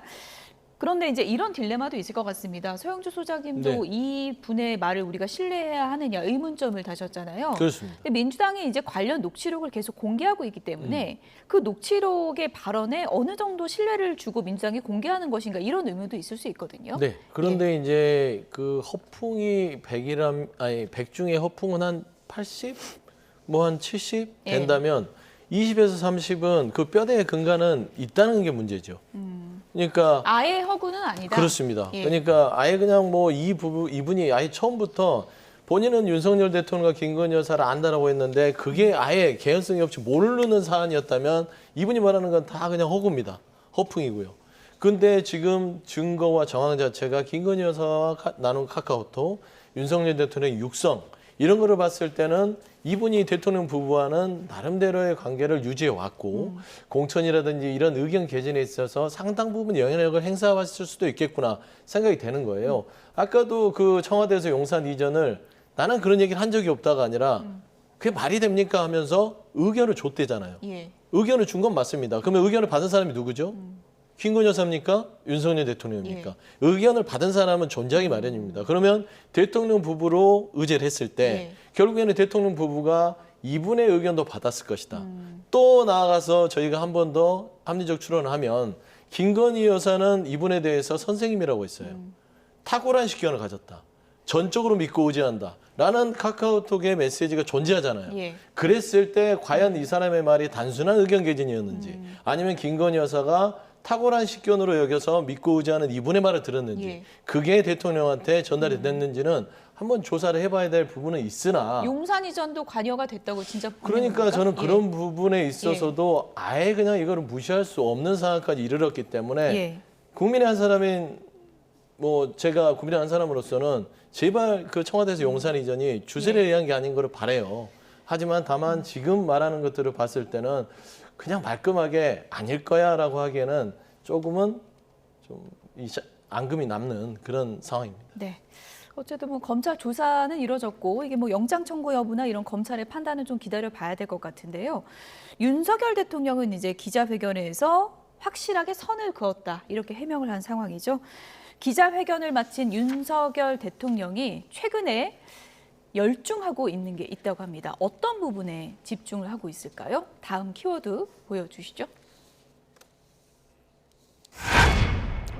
네, 윤석열 대통령이 요즘에 골프채를 거의 8년 만에 다시 잡았다고 합니다. 바로 오른쪽에 있는 트럼프 미국 대통령 당선인 때문인데요. 트럼프 전 대통령이야 뭐 골프 광으로 알려져 있는데 만날 날을 대비해서 지금 다시 골프채 잡은 건가요? 저는 그렇게 봅니다. 예. 일단 트럼프 대통령 처음 당선됐을 때 8년 전에 아베 전 일본 총리가 당선인 신분인 트럼프 대통령을 가장 먼저 찾아갔어요. 미국까지 가서. 그러면서 어느 정도 사적 관계를 텄고요. 그 이후에 만날 때마다 골프를 같이 치면서 여러 얘기를 하면서 두 정상 간의 밀접한 관계가 두 나라 간의 협력 관계 강화에 예. 활용됐던 예. 그런 사례를 만들었습니다. 아베 전 총리는 골프 치다가 벙커 들어가서 벙커 정리하다 넘어지는 장면까지 나왔어요. 그렇죠. 그만큼 트럼프 대통령과 골프 치는 데 대단히 진심이었단 말이죠. 예. 우리가 꼭 트럼프 대통령한테 잘 보여야 된다 이런 차원이 아니라 미국이라는 초강대국의 정상이 다시 된 트럼프 대통령에 대해서 어떤 식으로든 우리의 이익을 관철할 수 있는 전략이 있다면 거기에 따라야 되는 겁니다. 예. 그래서 윤석열 대통령이 오랜만에 골프 연습도 하고 그 얘기는 결국 트럼프 대통령과 앞으로의 관계에 대해서 진심으로 다가가겠다. 국익을 위해서 뭐든지 하겠다. 그런 자세의 표현이라고 봐야 되겠죠. 윤석열 대통령이 과거에 야구에는 좀 재능이 있었다 이렇게도 전해지는데 저는 잘 모르겠는데 야구 잘하는 사람이 골프도 좀 잘할 수 있는 겁니까? 야구와 예. 골프는 스윙이 상당히 비슷한 게 많죠. 아, 그렇습니까? 날아오는 예. 공을 수평으로 치는 것과 예. 서 있는 공을 아래로 치는 게 다른데 예. 어쨌든 회전 운동이니까 예. 잘 하시리라 봅니다. 예. 뭐 야구에 이제 소질이 있다고 했으니까 뭐 골프도 잘 치지 않을까 이렇게 뭐 기대감을 갖는 그런 기사도 많이 봤는데 네. 어쨌든 뭐 외교에 활용될 수 있다면 이런 것도 뭐 열중하는 게 나쁜 건 아니겠죠? 어떻게 그렇죠. 보세요? 나쁘진 않죠. 최근에 들어서 국정 운영 중에는 그나마 가장 뭐 나름대로 좀 잘 하신 일이 될 수도 있겠다라는 생각은 드는데 예. 저는 이 생각이 들었어요. 최근에 이제 김홍현 국방부 장관 후보자와 어떤 인사청문회 당시에 부처나제 당시 윤석열 대통령 부부가 군 골프장을 이용한 사실 부분에 대해서 좀 그때 골프장 얘기가 나왔어요. 예. 근데 그 당시에는 김건희 여사나 윤석열 대통령께서 골프채는 온지 오래됐다라고 예. 하면서 극구 부인했던 생각이 나는데 아마 그때부터 준비를 하신 게 아닌가라는 생각도 들고요. 일단 골프 자체가 트럼프 정부가 들어서면서 활용될 수 있다면 좀 잘 준비해서 좀 제대로 했으면 좋겠어요. 끝으로 두 분께 간략하게요. 뭐 윤석열 대통령은 난 트럼프 당선인과 케미가 잘 맞을 것 같다고 예측을 하시던데 케미가 어떨지 좀 간략하게 얘기 좀 해주시죠. 잘 맞을 예. 수 있다고 예. 봅니다. 기본적으로 두 분이 그 말씀하시는 메시지 전달이 대단히 빠르고 선명하고 직설적이잖아요. 예. 그러니까 그거는 마음도 그렇다는 거예요. 뭐 복잡한 거 별로 가리지 않고 그냥 그대로 핵심으로 가시는 분들이라 대화를 하시게 되면은 합의점이 많이 나올 수 있는 그런 관계가 되리라고 예상합니다. 저는 케미가 잘 맞으면 걱정이 됩니다. 왜냐하면 윤석열 대통령은 포주기 좋아하시는 분이고요. 예. 트럼프 대통령은 막 남의 것을 가져가기 좋아하는 사람이잖아요. 그러면 결국에는 포주기 좋아하는 윤석열 대통령이 트럼프 대통령에 휘둘려서 방위부터 시작해서 다 퍼주면 대한민국 국간이 어떻게 될지 케미도 좀 현실적으로 잘 생각하면서 대응하셨으면 좋겠다. 그런 말씀 드립니다. 뭐 트럼프 당선인이 골프를 상당히 잘 친다고 알려져 있어서 연습을 좀 열심히 하셔야 될 것 같다. 그런 생각도 드네요. 윤희석 국민의힘 선임 대변인, 서용주 맥 정치사회 연구소장 두 분이었습니다. 고맙습니다.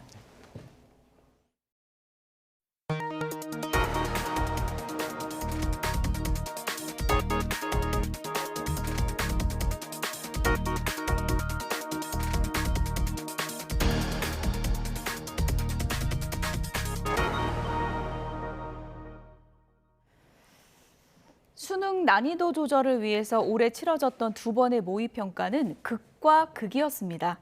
수험생 입장에서는 실제 난이도가 어떨지 혼란스러울 수밖에 없는데요. 전문가들은 어떻게 전망하고 있을까요? 염혜영 기자가 보도합니다.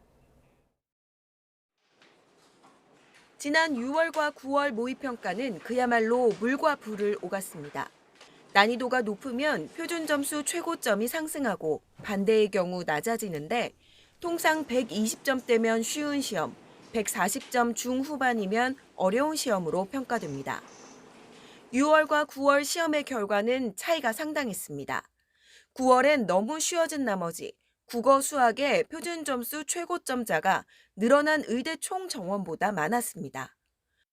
영어는 적정 1등급 비율을 6% 정도로 보고 있는데 6월엔 응시자 100명 가운데 1명만 1등급일 정도로 어려웠지만 9월엔 10명으로 크게 늘었습니다. 양극단인 이 결과는 수능 난이도에 어떤 영향을 미칠까?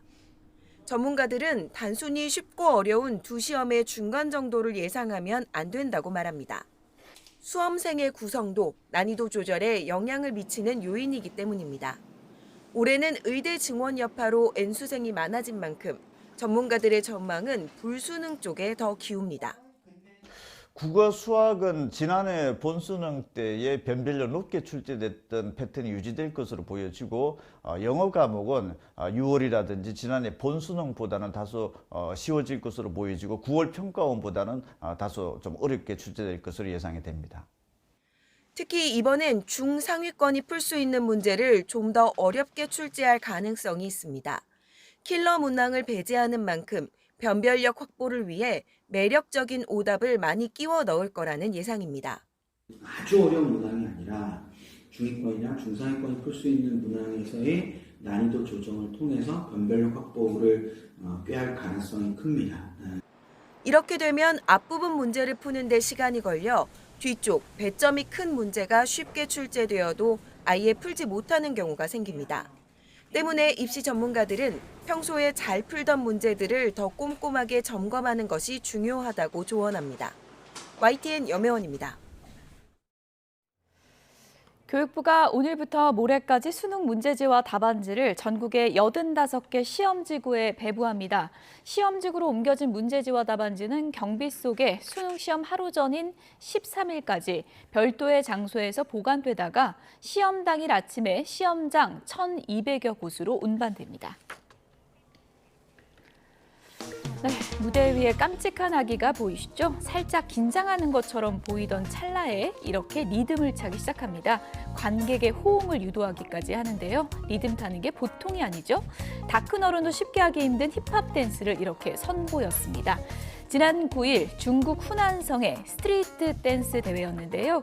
현지에서도 이 아기의 댄스 실력에 깜짝 놀라서 많은 호응을 보냈다고 합니다. 144년의 역사를 자랑하는 중국의 유명한 광둥 요리 전문점 주방입니다. 그런데 잘 보면 불청객이 보이는데요. 쥐 한 마리가 찜통 위에 기어 올라가서 딤섬을 먹고 있습니다.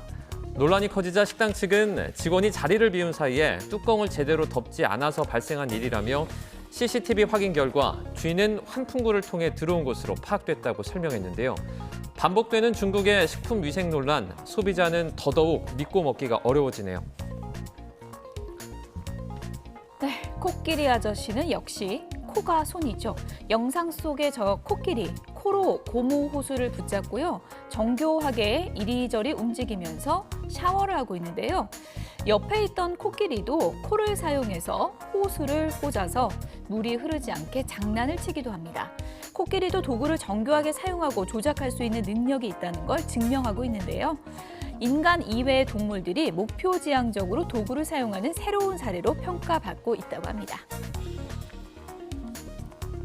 도미니카 공화국의 한 쇼핑센터, 쿵 하더니 천장에서 날벼락 같은 자동차가 이렇게 떨어집니다.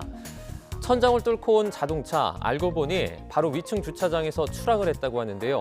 운전자의 조작 미숙으로 후진하던 자동차가 유리창을 뚫어버린 겁니다. 자동차와 함께 천장의 철골과 파편들 동시에 떨어지면서 운전자를 포함해 주변에 있던 5명이 병원에서 치료를 받았다고 합니다.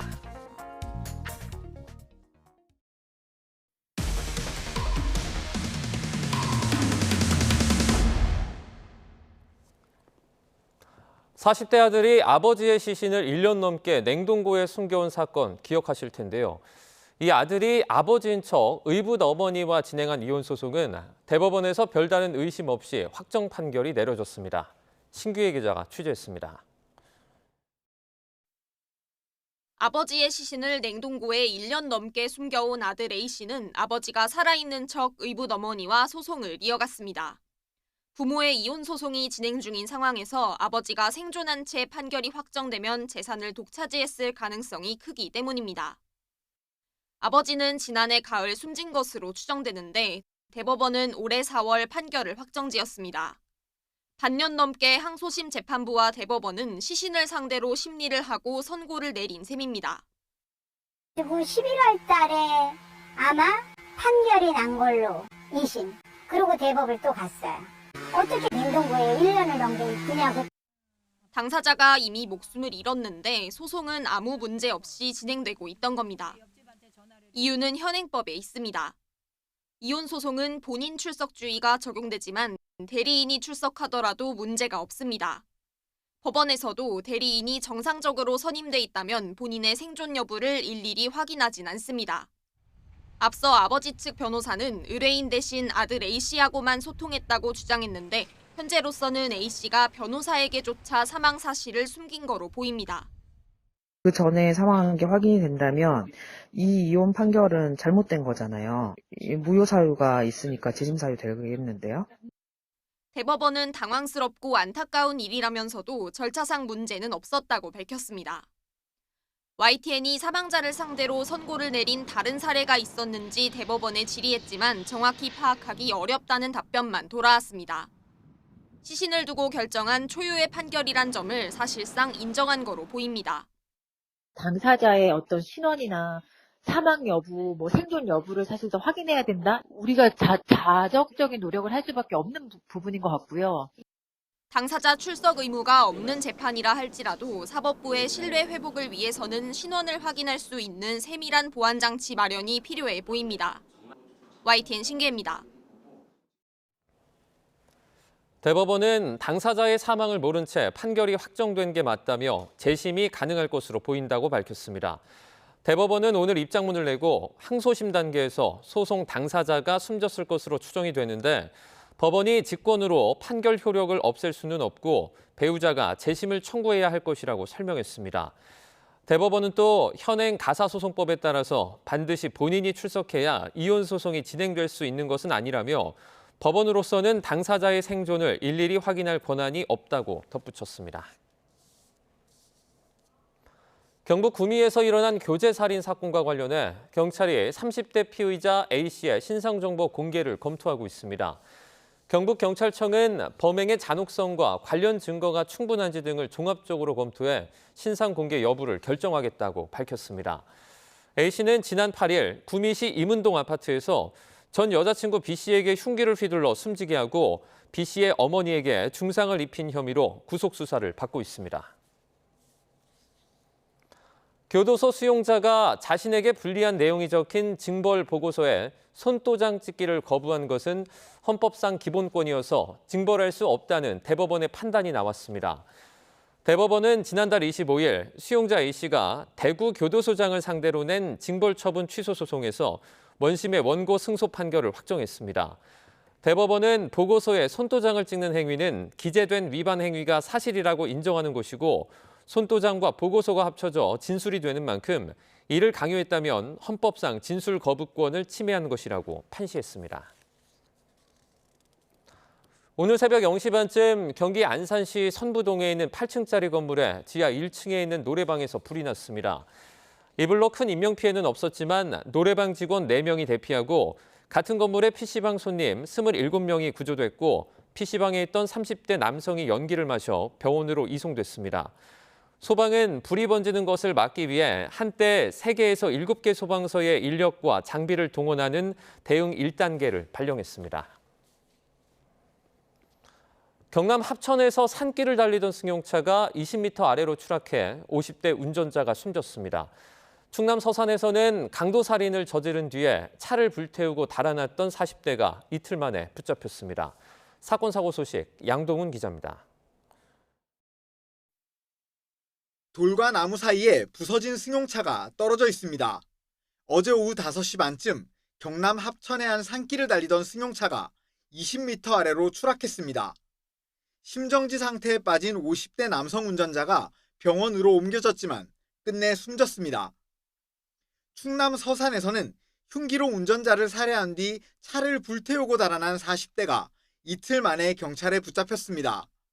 이 남성은 도박 빚 때문에 범행을 저질렀고 10여만 원을 훔쳤다고 경찰에 진술했습니다. 버스에서 뿌연 연기가 치솟고 소방차들은 연신 물을 뿌립니다. 경기 양주시를 달리던 광역버스에서 연기가 나면서 승객과 버스기사 등 11명이 대피했습니다.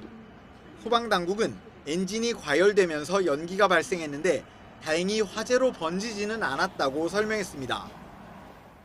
평택 제천 고속도로에서는 3.5톤 화물차가 앞서가던 승용차를 들이받아 차량 넉 대가 추돌하고 불이 났습니다. 이 사고로 3명이 인근 병원으로 옮겨졌고 승용차 2대가 모두 탔습니다. 경기 양평군 용문터널에서는 승용차 1대와 SUV 차량 2대가 잇따라 부딪힌 뒤 불이 났습니다. 다친 사람은 없었지만 사고 수습이 마무리될 때까지 1시간 반여 동안 터널 출입이 통제됐습니다. YTN 양동훈입니다. 도널드 트럼프 당선인이 미국 대통령 선거 이후 처음으로 푸틴 러시아 대통령과 통화를 한 내용이 워싱턴 포스트를 통해 알려졌습니다.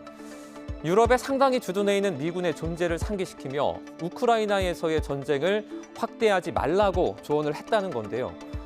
이와 같은 대화는 유럽의 평화와 러시아 우크라이나 전쟁 해결을 논의하는 과정에서 나왔습니다. 트럼프 당선인의 의중은 어떤 걸까요? 지금 확전이 되게 되면 이런 협상이 곤란해지니까 푸틴 대통령한테 전화를 해서 더 이상 확전을 하지 말라라고 얘기한 것 같습니다. 그리고 이제 푸틴 대통령 입장에서 보면 이 트럼프 당선인이 얘기한 것들이 정말 생각해 볼 여러 가지 가치가 있고 또 그가 취임하기 전에 만날 수도 있다라고 그랬기 때문에 그런 여러 것들이 이제 고려가 돼서 트럼프도 얘기했고 또 푸틴도 여기에 받아들이지 않았는가라고 생각을 합니다. 이런 가운데 대규모 해외 파병이 처음인 북한은 러시아와의 군사공조를 더 공고히 만들고 있는데요. 이 로이터에 따르면 푸틴 대통령이 현지 시간 9일 북한과의 포괄적 전략동반자 조약 비준에 관한 법률에 서명을 했습니다. 아직 김정은 위원장의 서명 여부는 전해지지 않았지만 이 발효를 코앞에 둔 모양새를 보여주고 있습니다. 조약이 맺어지면 서로 오고 가는 게 있기 마련이죠. 파병의 대가로 김정은이 바라는 건 뭘까요? 제이크 설리번 미국 국가안보 보좌관은 이 김정은이 러시아에 군사 기술 형태의 지원을 기대할 것이라고 밝혔는데요. 북러 조약 비준이 북한의 핵기술 역량에 큰 도움이 될 거라는 우려가 섞인 목소리가 나오는 이유입니다. 김정은도 곧 여기에 이제 비준을 하리라고 생각을 합니다. 그렇게 되면 이제 사실상에 북한과 러시아는 동맹 관계로 진입하게 되고 거기에 따라서 상호 지원과 그리고 이제 유사시에 서로 파병할 수 있는 그런 법적 근거가 마련이 되는 것이죠. 북한의 핵 기술을 지원할 수가 있는데 그게 바로 이제 ICBM과 관련된 기술이라고 볼 수 있습니다. 그러니까 다탄두 기술하고 그리고 이제 재진입 기술인데 결국 핵 기술을 이렇게 발전시키는 것은 근본적으로 미국을 이제 염두에 두고 발전시키고 있기 때문에 ICBM과 관련된 그런 핵 기술을 의미한다라고 봅니다. 대통령이 되면 24시간 안에 전쟁을 멈추겠다고 말했던 트럼프. 아직 구체적인 방안은 알려진 게 없습니다. 미국 차기 대통령 취임일인 내년 1월 20일이 러시아 우크라이나 전쟁의 변곡점이 될 수 있을지 관심이 쏠립니다. 이스라엘군은 휴일에도 가자지구 북부와 시리아, 다마스쿠스 남부 등의 공습을 이어갔습니다. 트럼프 당선자와 3차례 통화를 하는 등 친분을 과시하며 입지가 탄탄해진 네타냐후 총리가 전쟁 의지를 굽히지 않으면서 중동의 평화가 쉽지 않을 거란 우려가 커지고 있습니다. 김지영 기자입니다. 처참하게 무너져 내린 주택자네를 구조대가 수색하고 있습니다. 일요일 새벽 이스라엘의 공습으로 가자지구 북부에선 어린이를 포함해 수십 명이 숨졌습니다. 이스라엘군은 무기 저장고 등을 해체하고 테러리스트를 제거하기 위해서였다고 밝혔지만 목격자들의 주장은 다릅니다. وهم غلابه بدوروا على رزقة العيش وفي حالهم والله ما لهم في حدا والضربه هذه لمدنيين ما لهم في التنظيمات ولا لهم في حاجه. 이스라엘군은 같은 날 시리아 수도 다마스쿠스 남쪽 주거용 건물도 폭격해 수십 명의 사상자가 발생했습니다. 이 지역은 지난 4일 이스라엘 공군이 시리아에 있는 친이란 무장단체 헤즈볼라의 정보본부 시설을 겨냥해 공습했다고 밝힌 곳입니다. 이스라엘군은 지난해 10월 가자 전쟁을 촉발한 하마스의 이스라엘 기습 공격 이후 시리아에 대한 공습을 강화해왔습니다. 안보 책임론으로 한때 궁지에 몰렸던 네타냐후 이스라엘 총리는 눈엣가시였던 국방장관을 최근 경질하고 충성파를 안치며 입지가 탄탄해졌다는 평가가 나옵니다. 특히 트럼프 미국 대통령 당선인의 승리를 역사상 가장 위대한 복귀라고 부르며 축하한 데 이어 최근 며칠 사이 3차례 통화했다며 친분을 과시했습니다. אלא היו שיחות טובות וחשובות מאוד. שיחות שנועדו להדק עוד יותר את הברית האיתנה בין ישראל לארצות הברית. אנחנו רואים עין בעין את האיום האיראני על כל מרכיביו ואת הסכנה שנשקפת ממנו. 네타냐후 총리는 총 17년간 이스라엘을 이끌고 있는데 강경 정책으로 유권자의 지지를 받으면서 2026년 임기를 넘겨 재집권할 수도 있다는 전망까지 나옵니다. 전쟁 의지를 굽히지 않는 네타냐후 총리가 위기를 넘기고 탄력을 받으면서 중동 전쟁이 한층 격해질 거라는 우려도 커지고 있습니다. YTN 김지영입니다. 올라프 숄츠 독일 총리와 도널드 트럼프 미국 대통령 당선인이 현지 시간 10일 전화 통화를 하고 유럽의 평화 등 현안을 논의했습니다. 로이터, AFP 통신 등에 따르면 두 사람은 통화를 하고 독일과 미국의 양자관계 및 지정학적 도전과제 등에 대해서 협의를 했다고 슈테펜 헤베슈트라이트 정부 대변인이 밝혔습니다. 숄츠 총리는 독일 정부가 지난 수십 년간 성공적으로 이어온 미국과의 관계를 지속할 의지가 있다는 점을 강조했다고 헤베슈트라이트 대변인은 전했습니다. 지난달 말 대용수로 200명이 넘는 막대한 사망자가 나온 스페인에서 당국의 부실 대응을 규탄하는 대규모 시위가 벌어졌습니다. 10만 명이 넘는 성난 시위대가 진흙을 던지며 책임자 사퇴를 촉구했고 일부 시위대는 경찰과 충돌하기도 했습니다. 보도에 정유신 기자입니다. 스페인 동부 발렌시아 광장에 성난 시민들이 쏟아져 나왔습니다. 200명이 넘는 희생자가 발생한 대규모 홍수 참사에 대한 부실 대응 책임을 묻기 위해서입니다. 참가자들은 숨진 희생자를 상징하는 진흙이 묻은 장화와 꽃을 넣고 추모했습니다. Salí, ya no podía coger el coche, se lo llevó el agua, se subió al tejado y no pudo decir a nadie que fueran a por él. Es una vergüenza, queremos que dimitan. 시위 참가자들은 마를로스 마손 주지사를 향해 살인자라며 즉각 퇴진을 촉구했습니다. 또 시청 건물로 몰려가 진흙을 던지고 희생자를 의미하는 손자국을 남겼습니다. 시위가 끝날 무렵 일부 참가자가 의자를 던지며 시청 진입을 시도하다 경찰과 충돌했습니다. 경찰들이 방패와 경찰봉을 휘두르며 강제 진압에 나섰고 일부 시위 참가자가 연행되기도 했습니다. 지난달 29일 스페인 동남부를 강타한 홍수로 지금까지 220명이 숨졌고 사망자 대부분이 발렌시아 주에서 나왔습니다. 8시간 동안 1년치 폭우가 쏟아졌지만 긴급 대피 재난 문자가 발송된 건 12시간이 지나서였습니다. 선진국에서 드문 대규모 홍수 참사에 대해 현지 언론들은 연일 당국의 부실 대응을 지적하고 있습니다. Estuvo desaparecido, nadie sabe dónde estaba, ahora son especulaciones, que si estaba, que si no estaba, que si no le llamaban, todo una mentira detrás de la otra está sacando. Entonces opino que es un incompetente totalmente. 앞서 피해 지역을 찾았던 펠리페 6세 스페인 국왕과 산체스 총리도 분노한 주민들에게 진입 봉변을 당하기도 했습니다. 이후 발렌시아 외에도 수도 마드리드와 알리칸테 등 다른 대도시에서도 정부를 규탄하는 시위가 확산하고 있다고 외신들은 전했습니다. YTN 정신입니다. 은행권 가계대출 조익의 풍선 효과로 제2금융권 대출이 증가하면서 지난달 전 금융권 가계대출 증가폭이 9월보다 확대됐습니다. 금융위원회와 한국은행에 따르면 지난달 전 금융권 가계대출 증가액은 6조 6천억 원으로 한 달 전인 9월에 5조 3천억 원보다 늘어났습니다.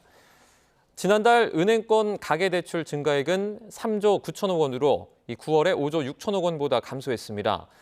그러나 지난달 제2금융권 가계대출 증가액은 2조 7천억 원으로 한 달 전에 마이너스 3천억 원에서 큰 폭으로 증가했습니다. 이르면 이달 중 대한항공 아시아나항공 합병에 대한 유럽연합 집행위원회 EC의 최종 승인이 나올 것으로 보입니다. 두 항공사 합병으로 초대형 항공사 등장에 대한 기대감도 높아지고 있지만 이 마일리지 통합 문제 등 해결해야 할 과제가 적지 않습니다. 최두희 기자입니다. 대한항공과 아시아나항공의 합병이 초읽기에 들어갔습니다. 대한항공이 유럽연합 집행위원회 EC가 내건 조건부 승인 요건을 해결한 만큼 이르면 이달 중 최종 승인을 받을 것으로 예상되기 때문입니다. EC의 최종 승인 이후 미국 법무부가 별도로 반독점 소송을 제기하지 않으면 대한항공 측은 12월 20일 이전까지 아시아나항공에 대한 신주 인수를 통해 자회사로 편입한다는 계획입니다. 다만 조직 통합 절차 등 두 항공사가 완전한 합병을 이루는 데에는 2년가량이 추가로 더 걸립니다. 합병이 순조롭게 이뤄진다면 항공기는 약 227대 수준으로 늘어나게 되고 여객 운송 실적 기준으로는 글로벌 10위권 초대형 항공사로 거듭나게 됩니다. 전 세계 항공시장이 초대형 항공사만 살아남는 시장으로 재편되는 추세 속에서 경쟁력을 한 단계 높일 수 있을 것으로 기대됩니다. 신규 취항지를 늘리고 중복 노선 운항 시간대를 조정한다면 소비자들의 선택 폭이 넓어질 가능성도 있습니다. 다만 합병 과정에서 넘어야 할 산은 적지 않습니다. 대한항공 측은 인위적인 구조 조정은 없다는 입장이지만 중복되는 인력의 재배치 과정에서 내부 반발을 최소화해야만 합니다. 인수합병 승인을 받기 위해서 노선 조정을 한 부분들이 있거든요. 그래서 이런 잉여 인력에 대한 부분을 어떻게 해결할 것이냐, 그런 것이 이제 숙제로 남아 있다고 생각합니다. 이에 더해 소비자들이 민감해하는 마일리지 제도 통합 과정에서 대한항공과 아시아나의 비율을 어떻게 할지를 놓고 적잖은 진통이 예상됩니다. YTN 최두희입니다. 대구와 경북 행정통합 작업이 본격화하면서 지역별로 주민 설명회가 이어지고 있습니다. 하지만 경북 북부 등 일부 지역은 지역소외, 소멸이 가속화할 거라며 반대의 목소리를 내고 있습니다. 이윤재 기자가 취재했습니다. 대구 경북 행정통합에 반대하는 안동과 예천군의회 의원들이 한자리에 모였습니다. 통합이 이루어지면 행정이나 정치, 산업이 대구를 중심으로 재편돼 경북 북부 지역은 소멸이 빨라질 거라는 겁니다. 정부와 대구시, 경상북도가 주민 의견 수렴 없이 통합을 밀어붙인다는 주장도 나옵니다.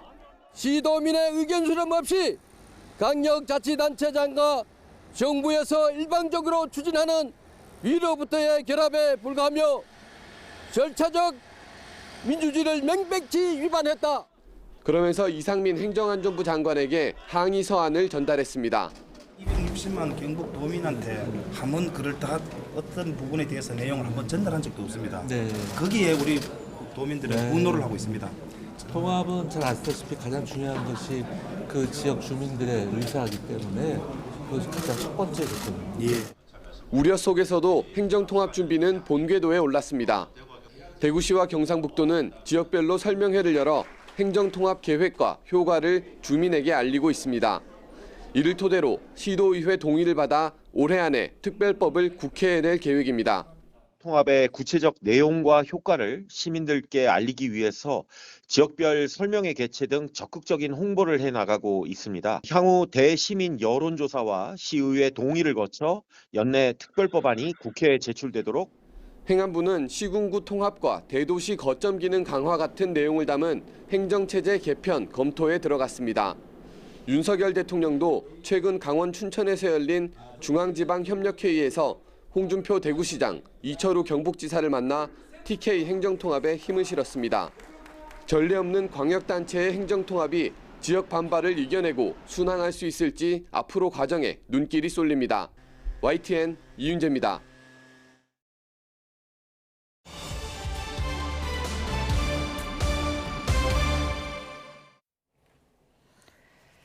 네, 트럼프 전 대통령이 미국 대선에서 당선된 후 주식시장에서는 이른바 트럼프 랠리가 이어지고 있습니다. 일론 머스크 테슬라 CEO의 자산은 미국 대선 이후 약 69조 원이 늘어났다고 하는데요. 트럼프 효과가 언제까지 계속될까요? 정철진 경제평론가와 짚어보도록 하겠습니다. 어서 오세요. 네, 안녕하세요. 네. 네. 트럼프 랠리라고 하는데 언제까지 가는 거예요, 이건? 글쎄요, 내년 2월이 이제 트럼프 취임이 있지 않습니까? 예. 그때까지는 좀 지속될 수 있지 않을까라고 예. 보고 있고요. 지금 약간 세간에서 착각하는 게 이제 워낙 불확실성 때문에 뭐 우리는 빠지고 뭐 미국만 좋고 하는데 네. 엄밀히 말하면 트럼프 확실성 때문에 이런 사단이 나오고 있는 겁니다. 이게 무슨 얘기냐면 예. 일기 때를 돌아보면 트럼프가 자신의 목적을 위해서 수단은 마치 이리 튀고 저리 튀고 했지만 자기가 말한 거를 못 이뤄낸 게 없거든요. 그렇습니까? 그러니까 지금 예. 던지고 있는 모든 것들은 다 현실화가 된다라는 그런 확실성에 대한 두려움입니다. 예. 수단은 바뀌어도 하나도 포기하지 않았다. 그러니까 지금 이야기들을 다 종합해 보면 온리 미국, 미국만 최고. 그러니까 지금 주식시장도 미국 기업들이 가장 큰 혜택을 보고 있고요. 세부적으로 보면 빅테크도 있지만 미국의 중소기업들이 가장 많이 좀 러셀 지수라고 하죠. 보고 있습니다. 원래는 불확실성에 대한 두려움이라고 하는데 확실성에 대한 두려움이라는 역설적이죠. 거는 예. 상당히 역설적인 것 같은데 어쨌든 뭐 트럼프의 남자라고도 불리죠. 머스크 같은 경우에는 자산이 엄청 늘어났어요. 네. 예. 뭐 그 사람 자체의 자산을 평가한다는 게 좀 그렇죠. 의미는 없지만은요. 대통령 당선이 될까 말까 하는 그때 압도한다라고 했을 때부터 어제까지, 그러니까 지난주 금요일까지 최근 4일간 테슬라의 주가가 30% 폭등을 했습니다.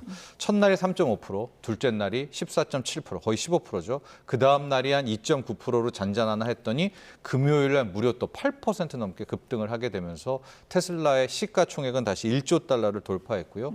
뭐 주가도 320달러를 넘어서는 그런 상황이 됐었는데 참 묘하죠. 어떻게 일론 머스크와 트럼프의 이 조합. 예. 두 명 모두가 다 비슷한 성향입니다. 우리는 그 둘을 불확실성에다 이야기를 하고 말로만 떠버리는 뭐 과장된 사람, 허풍선 이렇게 언론들은 폄하를 하지만 예. 하나하나 떼놓고 보면 두 명 모두가 다 말한 거 다 이뤄냈던 그런 두 인물들이거든요. 근데 그 둘이 합치면서 일종의 시너지 효과가 나고 있다 이렇게 봐야 될 것 같습니다. 언론에서는 뭐 머스크의 최고의 배팅은 트럼프였다. 네. 이렇게까지 이제 분석을 하고 있는 그런 상황인데 테슬라가 지금 고공행진하고 있는데 지금이라도 사야 됩니까? 많은 분들이 그렇게 물어보더라고요. 그러니까 비트코인 뭐 여러 가지가 예. 있지 않습니까? 예. 지금은 트럼프의 특자만 되면 다 오르고 있어요. 오늘 국내 증시도 삼성전자 거의 2% 넘게 급락.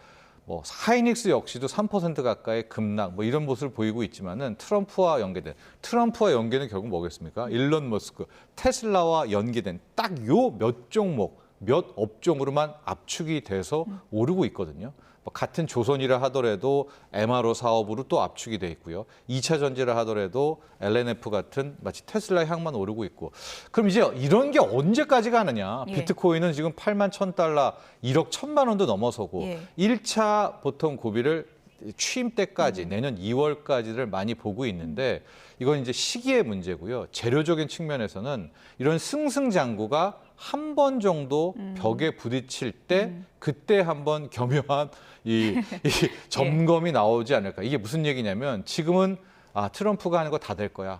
트럼프가 하면 오를 거야. 이거대로 갈 거야라고 해서 그냥 돈들도 앞뒤 안 가리고 가잖아요. 예. 그 이유가 앞서 제가 말했지만 사람들은 트럼프 불확실성이라고 말하지만 이면에는 트럼프 확실성이 있기 때문인데 한 번은 제동이 걸리겠죠. 그러니까 자신의 계획에 대해서 카운터 펀치가 한 번은 들어오게 될 텐데 이제 그때가 아마 지금 펼쳐지고 있는 트럼프 랠리의 1차 타격이 아닐까라고 보고 있고 그럼 그 한 방은 뭘까? 뭐 여러 가지가 있겠죠. 중국 쪽에서의 뭐 반항, 보복일 텐데 지금 트럼프가 아직 본격적으로 뭘 하질 않았잖아요. 그렇죠. 그러니까 중국도 지난주 전인대에서 맛 카드를 또 안 꺼냅니다.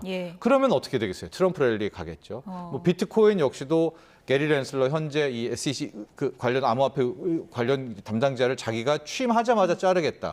근데 이 비트코인 시장도 지금 뭔가 하나 이슈가 없지 않습니까? 근데 뭐 예를 들어서 우리가 비트코인 1000개 이상을 가진 사람을 고래라고 그러니까 지금 1억 1천만 원이니까 1000억 되겠죠.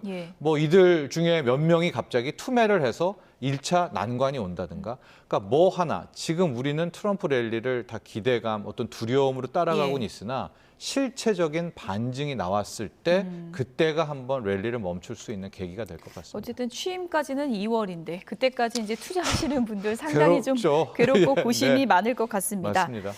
수혜주가 돼서 테슬라가 오르는 것까지는 이해하겠는데 네. 머스크가 백악관까지 지금 들어간다는 얘기가 있더라고요. 그렇습니다. 예. 예, 그건 이제 미국식인 것 같고요. 예. 미국 스타일인 것 같습니다. 아마 자기 참모니까 자기가 고용하고 그거를 떳떳하게 좀 세간에 공개를 하는 뭐 그런 식으로 펼쳐지게 되는데요. 예. 여러분도 많이 들어보셨지만 일론 머스크는 아마 내각, 그러니까 우리가 알고 있는 뭐 재무부 장관 예. 이런 데 들어가지는 않을 예. 것 같고요. 정부 효율성 위원회라고 해서 하는 역할들을 좀 보니까 지금 재정 지출이 굉장히 국가 부채가 문제가 되잖아요. 그러니까 지출을 빠르게 삭감하는 그러니까 지출 효율화, 재정 지출.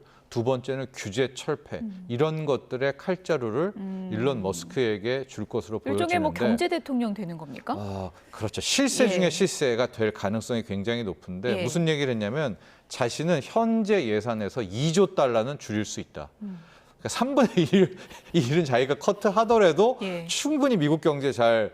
근데 이게 참 딜레마인 게 트럼프 당선인은 감세를 주장하잖아요. 예. 그러니까 안 그래도 세수 부족이란 예. 말입니다.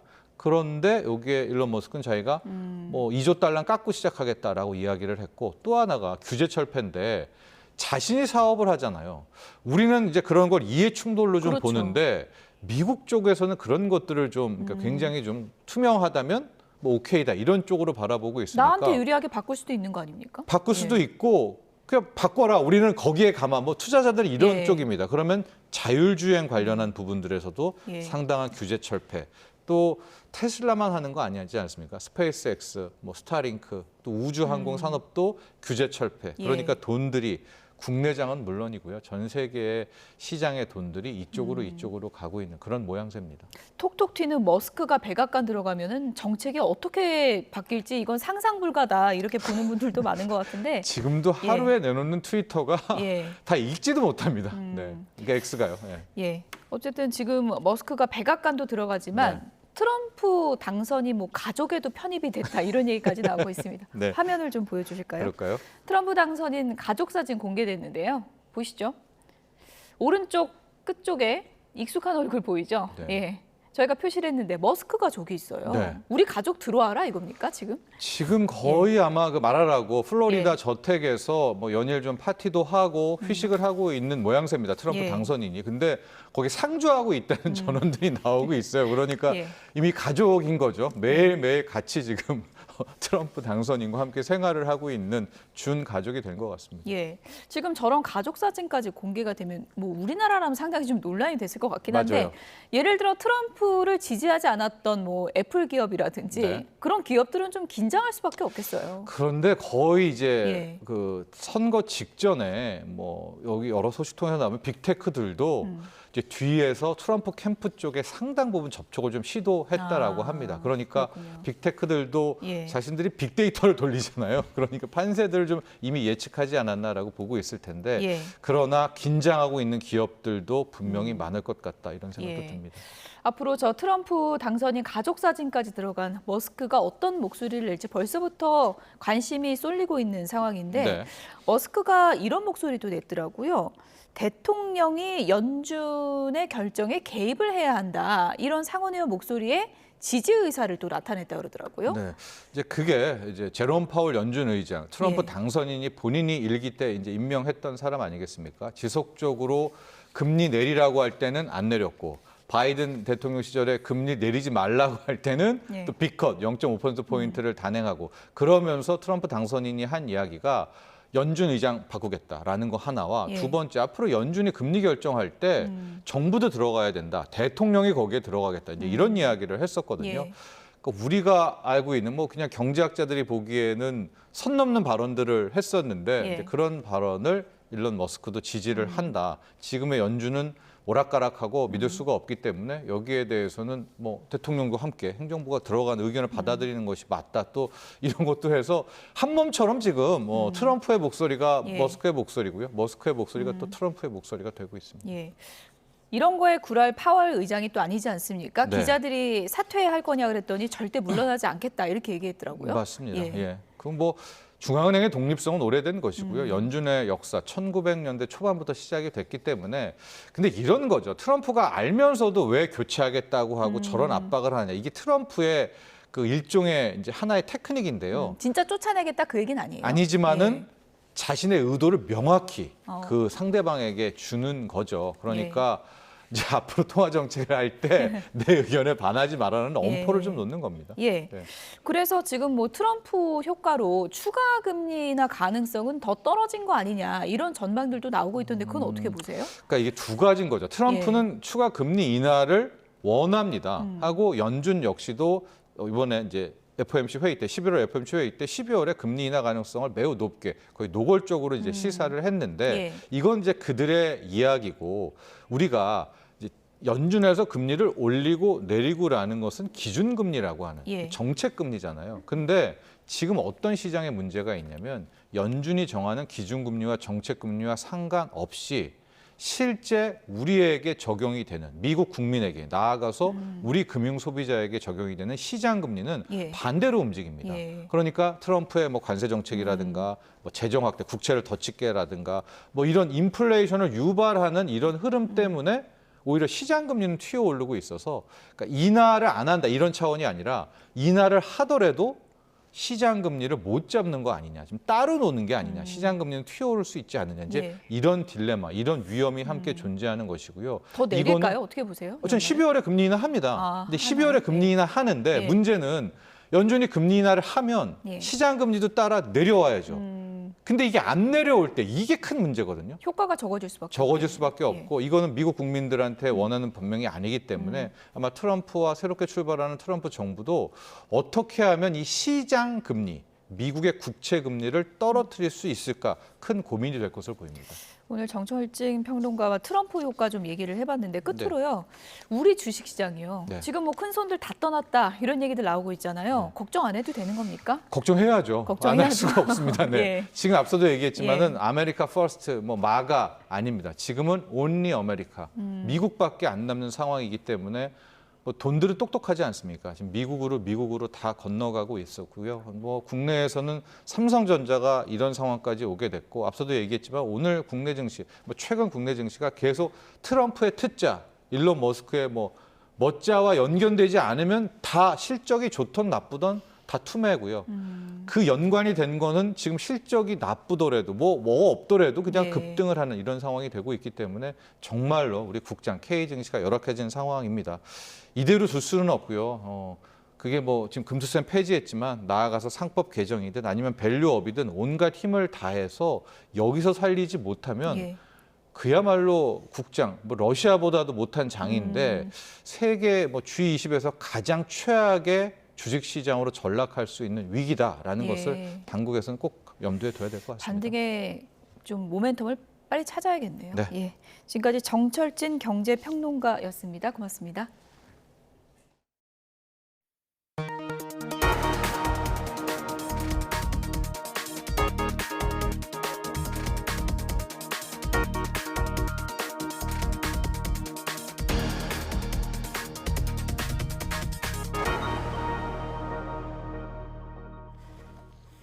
유전자 가위를 활용해서 폐암을 조기에 진단할 수 있는 기술이 개발됐습니다. 폐암 세포가 방출하는 극미량의 폐암 유전자를 검출하는 원리인데요. 40분 만에 환자 16명의 시료를 한 번에 처리할 수 있다고 합니다. 이성규 기자입니다. 암 사망률 1위 질환인 폐암. 폐암은 초기 증상이 없어 환자가 암인지도 모른 채 병이 악화해 조기에 발견하는 것이 중요합니다. 암 조직을 떼어내 검사하는 조직 생체 검사보다 최근에는 혈액이나 소변 등 체액을 활용하는 액체 생체 검사가 주목받고 있습니다. 하지만 체액 속 암 유전자 양이 너무 적어 임상 적용엔 한계가 있었습니다. 국내 연구진이 극소량의 혈액만으로 폐암을 조기 진단하는 기술을 개발했습니다. 핵심은 암세포가 방출하는 폐암 유전자를 정확하게 인지하는 유전자 가위 기술에 있습니다. 암세포가 혈액으로 방출한 미량의 폐량 유전자를 유전자 가위가 인식하고 잘라낸 뒤 이를 대량으로 증폭해 진단하는 원리입니다. 유전자를 증폭해 검출하는 PCR 진단과 원리는 비슷하지만 증폭 과정이 단순해 훨씬 더 효율적입니다. 현재 PCR 기술은 이런 증폭 과정이 온도 변화를 이용해서 반응이 왔다 갔다 하면서 유전자를 증폭하는, 저희가 개발한 기술에서는 이런 온도 변화 없이 동일한 온도에서 유전자 증폭이 빠르게 진행될 수 있도록 설계를 하였기 때문에 개발한 진단 기술은 PCR 진단보다 1000배 적은 시료만으로도 검출할 수 있으며 16개의 시료를 40분 만에 동시에 처리할 수 있습니다. 연구진은 국내 바이오 기업과 손잡고 간편하게 휴대해서 진단할 수 있는 소형화 장비를 개발해 상용화할 계획입니다. YTN 사이언스 이성규입니다. 국민건강보험공단이 우리나라 비만 기준 체질량 지수를 상향 조정해야 한다는 연구 결과를 내놨습니다.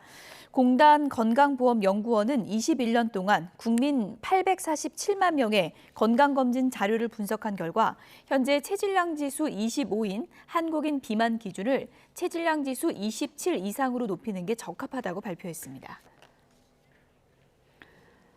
담배 대용으로 쓰는 금연 보조제라고 해도 청소년이나 임산부는 쓰지 말아야 한다는 권고가 나왔습니다. 식품의약품안전처는 흡연 욕구 저하제나 흡연 습관 개선 보조제라고 해도 장기간 사용하지 않도록 주의해야 한다고 밝혔습니다.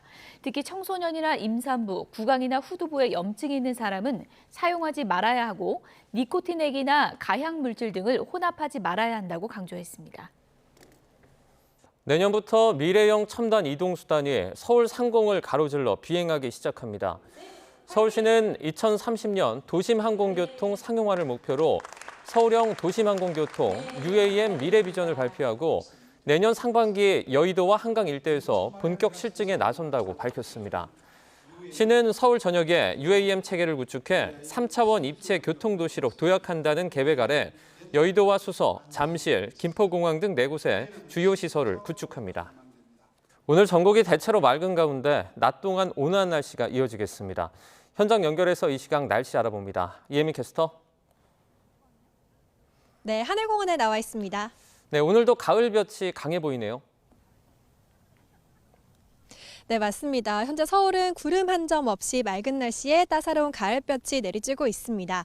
기온은 19도까지 올라 예년 기온을 5도가량 웃돌면서 무척 온화한데요. 다만 공기가 다소 탁해졌습니다. 현재 인천과 서울의 초미세먼지 농도 나쁨 수준을 보이는 가운데 밤부터는 그 밖의 수도권 지역과 충남의 공기도 탁해지겠습니다. 나오실 때 미세먼지용 마스크 착용하시는 게 좋겠습니다. 오늘 낮 동안 내륙은 대체로 맑겠지만 밤까지 영동과 경북 북부 동해안에는 산발적인 비가 조금 내리겠습니다. 오늘 한낮 기온은 서울 21도, 대전과 대구 20도까지 올라 온화하겠습니다. 이번 한 주간 예년 기온을 웃도는 가운데 일교차는 무척 크겠습니다. 수능일인 목요일에도 입시 한파는 없겠는데요. 다만 오후에 서쪽 지방을 시작으로 전국에 비가 내리겠습니다. 수험생들은 우산 챙겨서 나가셔야겠습니다. 내일까지 강원 동해안을 중심으로는 너울성 파도가 높게 일겠습니다. 해안가에서는 안전사고에 유의하셔야겠습니다. 지금까지 YTN 이혜민입니다. 뉴스나우 오늘 순서는 여기서 마치겠습니다. 내일도 생생한 뉴스로 찾아뵙겠습니다. 여러분 고맙습니다.